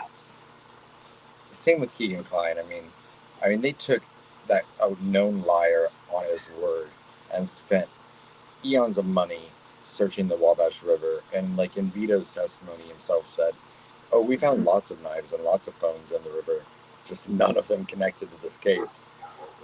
Meaning Keegan lied to them about it all. So, for whatever reason, that's Keegan would be, probably for relevancy, I would assume. But I don't know. I will say, like having been there in person, I said this before now, but I was my opinion on um, on like the defense attorneys is changed a little bit as far as like I found Andrew Baldwin to be very capable and charismatic. Rosie, I thought was a little. I guess I kind of expected him to be like the super professional one and like the one that like was like kind of on top of it all. Yeah. And he didn't present that way, in my opinion. In court, I mean, he's an intelligent guy. He's smart. You can tell. He definitely takes his time and talks. You talking about Baldwin? I'm talking about Rosie. Or Rosie? Okay. I thought when Baldwin would speak, he was much, much, much more charismatic and effective than Rosie was. And if I were to like be in a situation where I had to hire one of those two defense attorneys, and this is nothing against Rosie, right? But I would hire Andrew Baldwin, and that's not something I expected before I went to those hearings. Right. So I have to give praise where praise is due. But you can't deny the fact that the defense has the prosecution, there's a confidence level there that is undeniable and unmistakable when you. Yeah. And Nick McClelland he comes off as incredibly intelligent and prepared and smart and charismatic again. Yeah. And just confident. I mean, there was no lack of confidence from the side of the prosecution. Well, and those things are effective for a jury, whether you want them to be or not. And the confidence probably comes from the evidence. Do you think? Okay. Like, I mean, I think Nick has that anyway. Absolutely. But I think that the confidence comes from what they have on Richard Allen. as well. Right. I hope it's real. I hope it's sincere confidence and not, overconflated. Yeah. Well, I think that the confessions, I think that just all it compacted together, um, like I said, will be a very strong case on Richard Allen. That's probably going to be undeniable, to be honest with you. You were so right, though. Like, when I was thinking about that today, like Adam, he was one of, if I'm not mistaken, he was one of the first people to say that what are the chances that Kagan Klein, that it was just a coincidence that Kagan Klein, although it seems like he was involved, was actually not involved, and it was just one of those things where you remember that, Adam? Yeah. Because at the end of the day, there is like nothing to show that Kagan Klein, as much as suspicion as stacking shit can stack, there is nothing to show that he had anything at all to do with these murders. You know, nothing, nothing. And so, Right. and go ahead. I was just saying, Ben, yeah, with the evidence that we have publicly, it's a strong circumstantial case. But again, we don't know Right. what the totality of the evidence they have is, and the state has no advantage to making that public, and the defense has no advantage to making it public if it's not good for their client. Mm-hmm. I mean, they got a bullet at the crime scene that matches. So they're very may well be, there may be DNA evidence now that they didn't know, that didn't have a connection 2 years ago, that does now. There may have been all sorts of things they found on his devices or in his house. We don't know. Mm-hmm. Exactly. It'll be curious. I don't believe in things like that myself. Like, if I was a betting person on that, I would have believed that Kagan Klein had some role. And I always figured that his role, if anything, Bogey, was that Kagan Klein was somehow the person that was doing the luring, in a sense. That they didn't actually participate in the murders of Abby and Libby, but played a role of being assisting in luring the girls, or somebody using his account, but that's where it would have come from, if anywhere. And then when you watch the fact that he changed his Facebook, that he was working in Las Vegas, and just the lies, you know. And then sometimes you just realize that just simply maybe we're just wrong. That the coincidence. I do believe in coincidences. Okay, I believe that everything happens for a reason, but it's not to say I don't believe in coincidences. And just when you think that everything stacked so high that he was part of it, it could have just been, you're talking about small communities around each other, you know, and when and using the same type of apps and people within your area. Right. And but it is hard to believe that that same morning, he was texting, Abby, or sorry, Libby. And clearly there was a point where, But clearly there was a point when ISP thought the same thing. They wouldn't have they came out absolutely with the did. Jeremy Pierce thing about Anthony Schatz and put the Abby Libby tip line on it if they hadn't thought there might be some connection. Right, Even absolutely. though they said it was a different case, they clearly investigated it. And they found no evidence.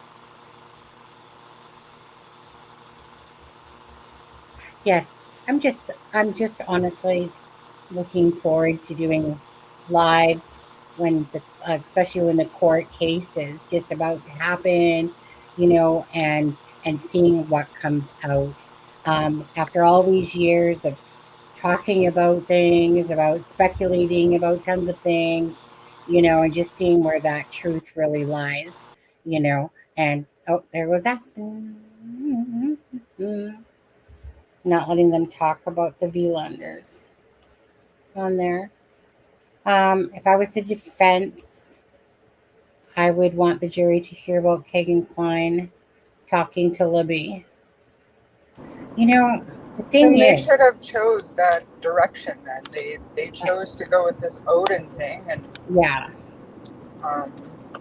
there were, I don't know. They must have truly believed this theory because there were so many other avenues that made more sense.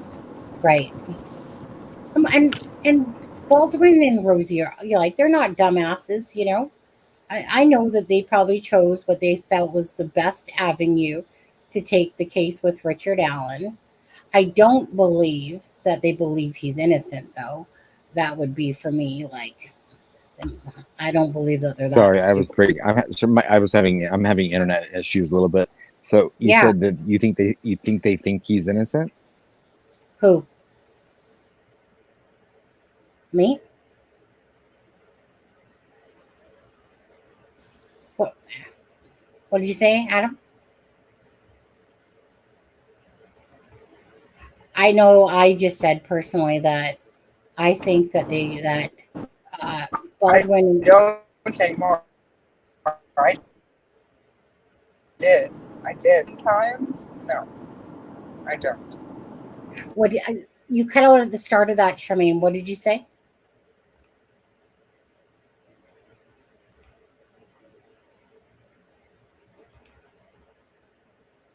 Hello. Hey, I said at first, yeah. Now I think that they're simply defending. Yes. Right. Okay. She's talking about Baldwin and Rosie. That they're just simply defending him. Yeah. um, yeah. I mean, I I think don't. they believe in their client. I don't, honestly. I mean, there What do you was guys think? the relationship between Baldwin and Richard Allen, especially. I mean, you could tell, and this is my speculation, but you could tell by their body language alone in court, there was a comfort between the two of those men that doesn't come just from, a professional, like, we've met 5 times in 2 years relationship. I mean, there was a lot of compassion there. There was a lot of warmth and a lot of um comfort, like, what's the word, they were very comfortable with each other. I mean, Baldwin would have his hand on Richard Allen's back. They several times would, lean in and speak between each other, but you could tell there was a casualness even in their relationship, which I don't think, just comes from lawyer client naturally. So Well, I'm going to say I'll disagree with that because when I watch a lot of court cases, I see the lawyer always a lot of times comforting the defendant and stuff, like and meaning as a maybe that's defendant. Baldwin's personality. Yeah, like meaning He I did. find it. Go ahead. Sorry. No, I didn't. You go ahead. Well, no, I just was going to say, I know that Rosie and Baldwin are obviously, defense lawyers and they're not dumbasses. And No. so it's one of those things that, come on, like even this most stupidest person, if they have the evidence in front of them that is confessions after confessions and stuff like that, I just myself personally don't believe that that that they believe that Richard Allen is like not the dude that did this and that he's somehow being framed with even the information that we know at hand. I mean, somebody that places himself right there that's wearing the same shit, et cetera, et cetera. Then you got the confessions, and they have so much more knowledge of the information. I just myself would find it hard to believe that two smart lawyers are going, yeah, this guy's definitely innocent. I mean, obviously Right. they're not. That's how I personally feel. You know Right. that they're there to do the job, and I just Right. think that with all the evidence, even the stupidest person would come across if based And on what And we even already if they do, know it. think he's guilty, he has the right to a fair trial and competent defense. So, you Mhm. know, you're right in the fact that that even if they didn't think he's innocent, they're still going to do their job. Well, that's just it, you know. And I did yeah, not see any warmth or actually barely saw any um, interaction between Richard Allen and Rosie. Granted, OJ was in between them, but over the course of the 3 days, I really don't recall seeing a lot of interaction between Richard Allen and Brad Rosie personally. hmm I'm just looking at comments here. Yeah, Ben, we talked about Sebastian at the front. And yeah, mostly about God on that part of it. Mr. Electric is in the house and he's going through some issues here. I'm just Yeah. doing some hackers lost interest. Corporate America hired bad guys to come after me. Not Oh. Cal's Code short story on there. Yeah. Yeah.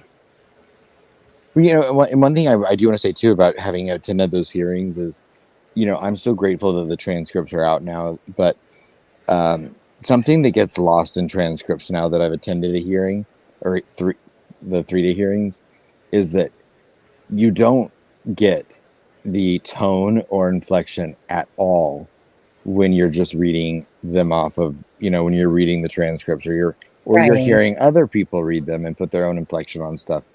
Because I have not listened to a lot of it, but some of the stuff I've listened to with people going over them, it presents very differently than it actually was in court. So it's funny how you can hear words and you're like, yeah, but that's not how that exchange actually went. Right. Gotcha. Yeah. Yeah.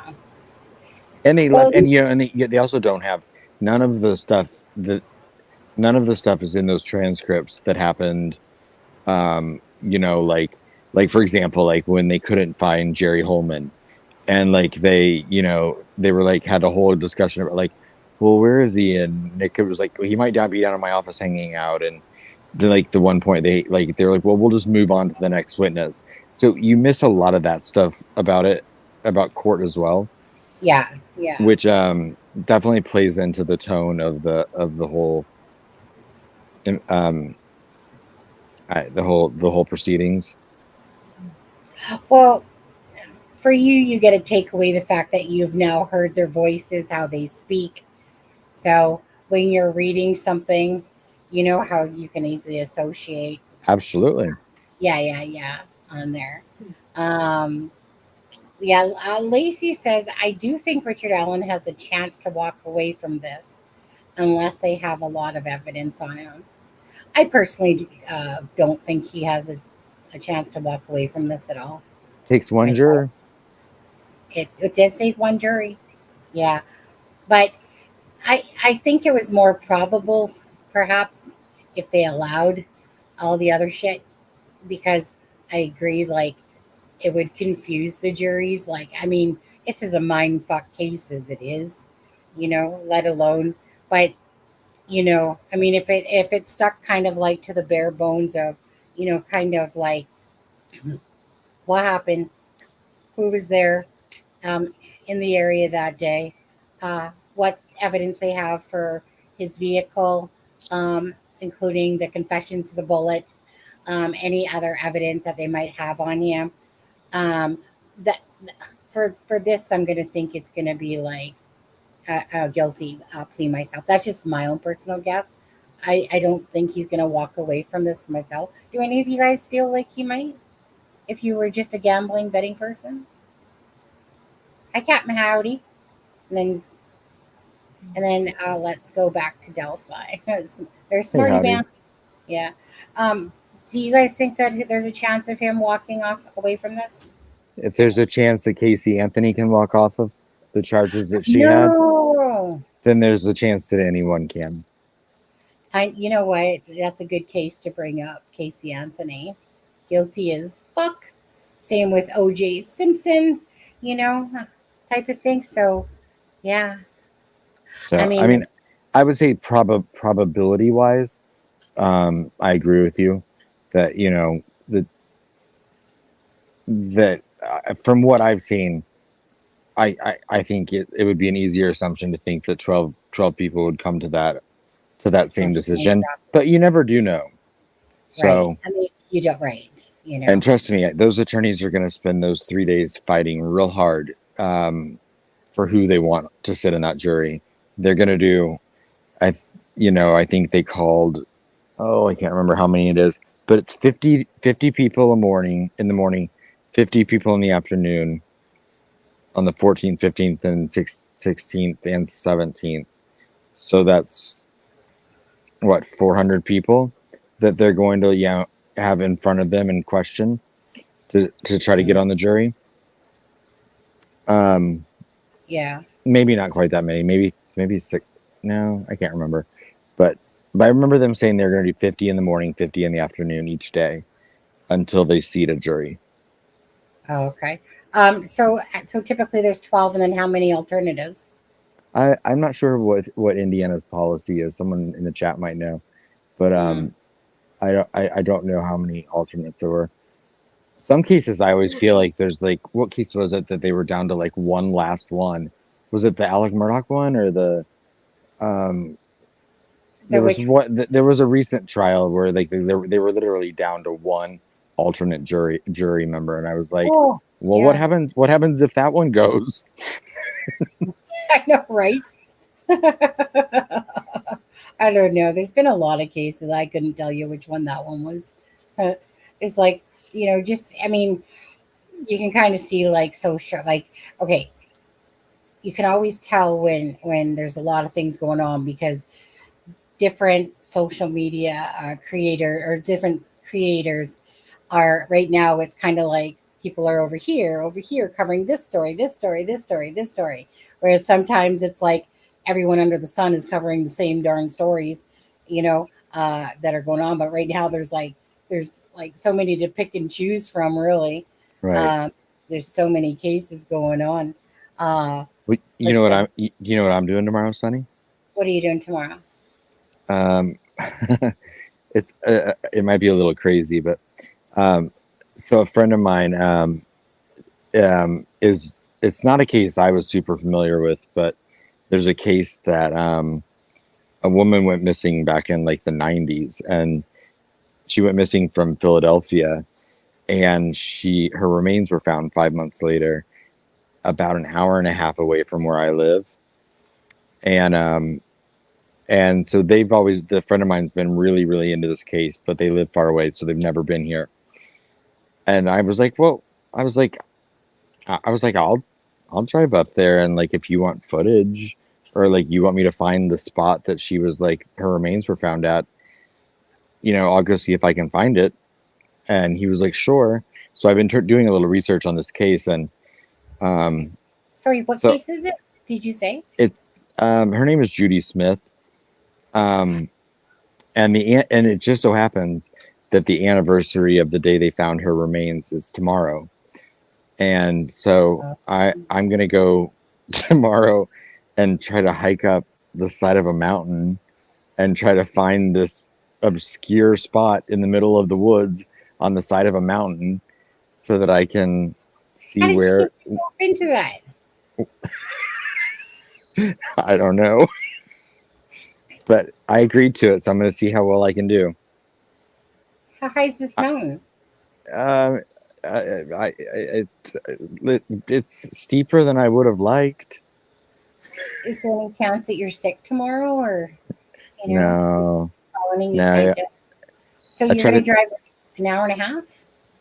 It's between an hour and a half and 2 hours. But and then someone sends me an article about how the place is haunted, and like I'm like, oh great. And people are like, don't go alone. I'm like, of course I'm gonna go alone. Adam's gonna turn into boots on the ground soon enough. Propelling from the side of mountains and shit. I'll be boots on the ground tomorrow. Well, hopefully, like, I'm not twisted ankle on the ground on the side of a mountain trying to with no cell reception. Just take a flare with you. What could possibly go wrong, right? Could possibly go wrong. I'm gonna buy some bear spray in the morning on the way, and that I figure that'll help because there are bears there. To be honest with you, only because I've been in the woods with bears, and it's like I said, when I was about, when we were bike riding and shit. So whenever I go into the woods, it's the first thing I think about is like, because you just like, honestly, even when me and my husband, like last year when we were going down into Mission, you had to like go down throughout the trees to get down to the bottom of where the lake is so you could fish, type of thing. And it was a good 10-minute trek down. Maybe not. Yeah, about 10 minutes down. And all I could think about was any fucking bears, coming. Right. And this is like a really remote area. Like apparently it's like a really rundown park. So I'm like, yeah, and you're going by yourself? Well, yeah, because it would be weird to go with someone else because then they're gonna be like cramping my style as I'm trying to like find the right tree and like the right place that this person was, And it was like you said, and this was what 20 years ago, 30 years, almost 30 years ago. Yeah, great. I don't know why, but I feel like I heard about this case recently, like not long ago. It was on the original Unsolved Mysteries back in the 90s, and yeah, Judy Smith, right? But yeah, there's never been an update, never been anything, and no one knows. Like she literally walked out of her hotel one day in Philadelphia, and 5 months later they found her in the woods in North Carolina. Zero explanation as to how she got there, why she was there, what happened to her in the meantime. Nothing. Hey, Charmaine's, they got a flat tire. Flat tire in 3G area. Lovely. Sorry, no problem, Charmaine. Yeah, I know. I mean, it's been a pretty long life. What time are you doing that tomorrow? When I get up, I've got to get up and go to. Someone told me I could buy bear spray at Dick's. So if not, I'm gonna have to go to like Gander, Or so if not, I'll have to go to like REI or Gander Mountain. But Gator Mountain, Gator, Gander. Oh, Gander Mountain. Okay. Or like an Outdoor World. But I figured, you know what? If I get up there and it's above my abilities, I won't put myself in any situation because I'm not like an experienced hiker, especially in the mountains. But right, I know it's probably hiking the stairs is probably as much, right? And the trail, and I don't think the trails are necessarily that established anymore. So this person's name is Judy Smith. So basically, you're just going to try to find the spot where they found her remains. Yeah, I've got some really good indications as to where to go, but it's definitely it's like 30 minutes like up a mountain once you get on the trail, like once you get out and start walking. When I agreed to this, I thought it was a hillside. I said when I agreed to it, I thought it was a hillside. Yeah. Is this her? But which one's her? That's her. Yeah. Yeah. She was 50, I think 51 years old or 50. Okay.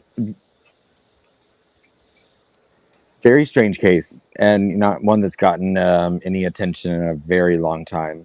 But like I said, the friend of mine that's really has always followed this case. They don't live close enough that they can come, like do it themselves. And I figured even if I can't find the right spot or something, I mean, I could at least get some footage for them of the area. And it's a Saturday. It's a pretty day to go drive in the mountains. And it just so happens to be the anniversary of the day she was found. Yeah. Don't worry, guys. Aspen is not going to break any toenails or anything like that. I mean, He'll be okay. I mean, you are talking to someone that literally, caught their pants on the barbed wire fence, climbing over into the Delphi crime scene and ripped their pants open. I can tell you right now. I'll be fine. I was going to say, I can tell you right now, he's going to see that mountain, go, fuck that. I ain't doing that. But I'll take some good ass footage at the bottom here and point upwards to the mountain and stuff like that. Like just up there. Yeah. It was funny. I sent my friend the stuff, all the haunted stuff that I found about about the area, and Yeah. he was like, "Oh, I wasn't going to tell you about that." Yeah. I didn't want to spook you out too bad. He was like, "Oh, I was going to leave that out." Yeah. That's funny. That's funny. Anyways, okay, Mister. You know what? It's time to bring this live to an Yeah. end. I think because you said you got to get doing that tomorrow. Yeah, I'm Charmaine's going to get up and do that. Yeah. Charmaine, and we'll see what goes on, like whatever next week and stuff, and see what's going on. Yeah, we'll just, you know what, YOLO, do a live Yeah. when it happens again, and we'll see. And if Sunny doesn't hear from me by tomorrow night, then she'll know Right. you know. You know what? If I don't hear from you, I'm gonna send Bullhorn Betty your way. Yeah. That's what I'm gonna do. Come find me. Be like, Aspen. Yeah. Okay. He'll be fine, guys. Don't worry. No, one of my friends like not off the internet that was like, are you sure you're not being lured out there by some crazy person that's pretending to be your friend online? I just kind of feel like right now, like Lacey's probably holding on to your ankle, like going, "You're not going anywhere. You're not going anywhere, my love." I'll film as much as I can, and yeah. Hey, you know what? Let's be like the Monkey BB show that fucking wrote off little baby monkey missing for 6 episodes, right? We'll play on that, okay? Aspen, don't tell anybody, but we're just gonna play on that. You go missing, and I'll send down Charmaine and send in Bogey Street and everybody to be come looking for you and shit. And we're gonna ride and soak that fucker for all it's worth. Okay, so go missing. No, I gotta stay. I gotta stick around so I can follow the Delphi trial. Yeah.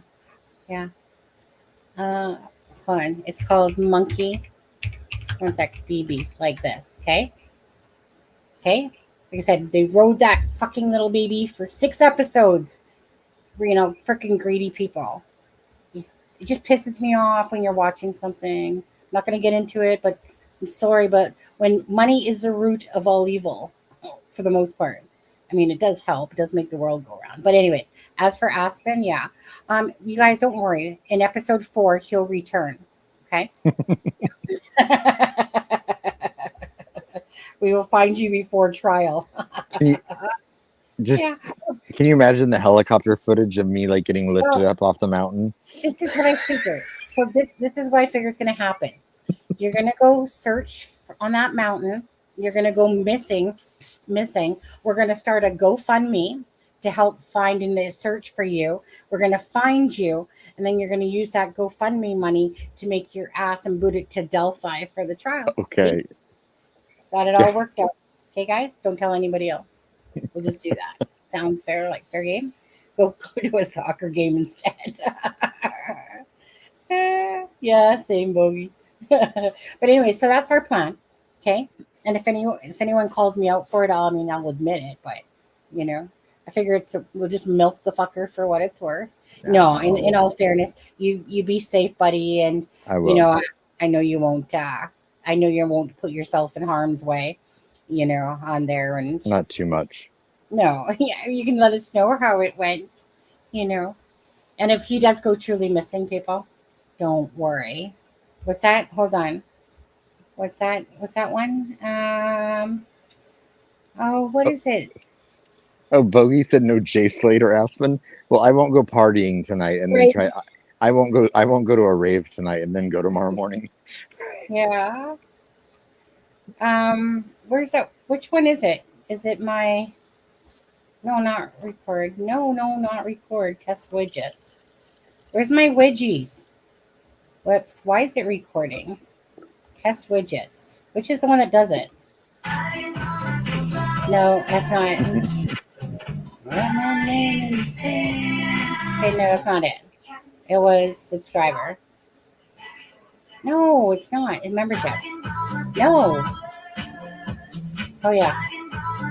Why is it playing the same thing? Okay, it's glitching.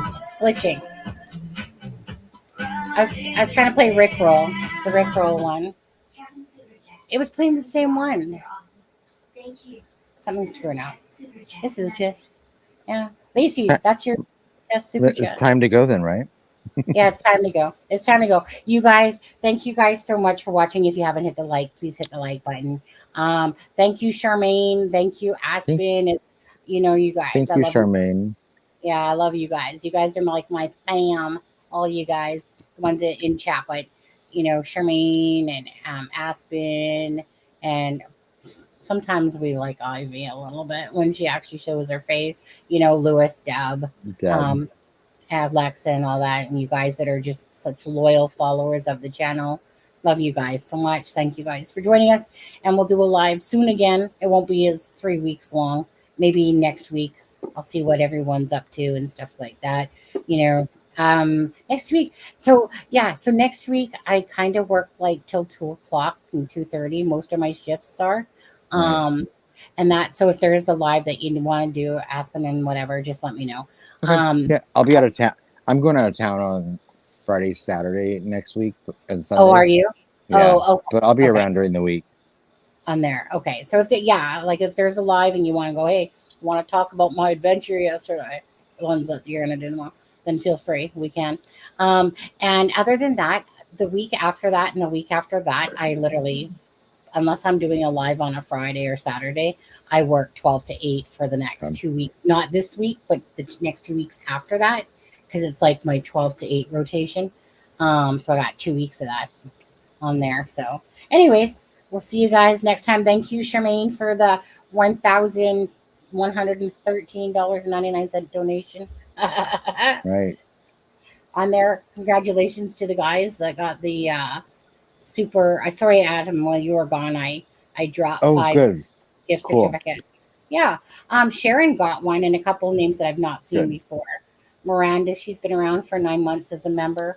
It's a crime and shame. We dropped 5 gifts things, and Charmaine's been a member for 21 months. Yeah. And Charmaine's having surgery on Wednesday and a funeral on. Hopefully not both hopefully they're both not yours.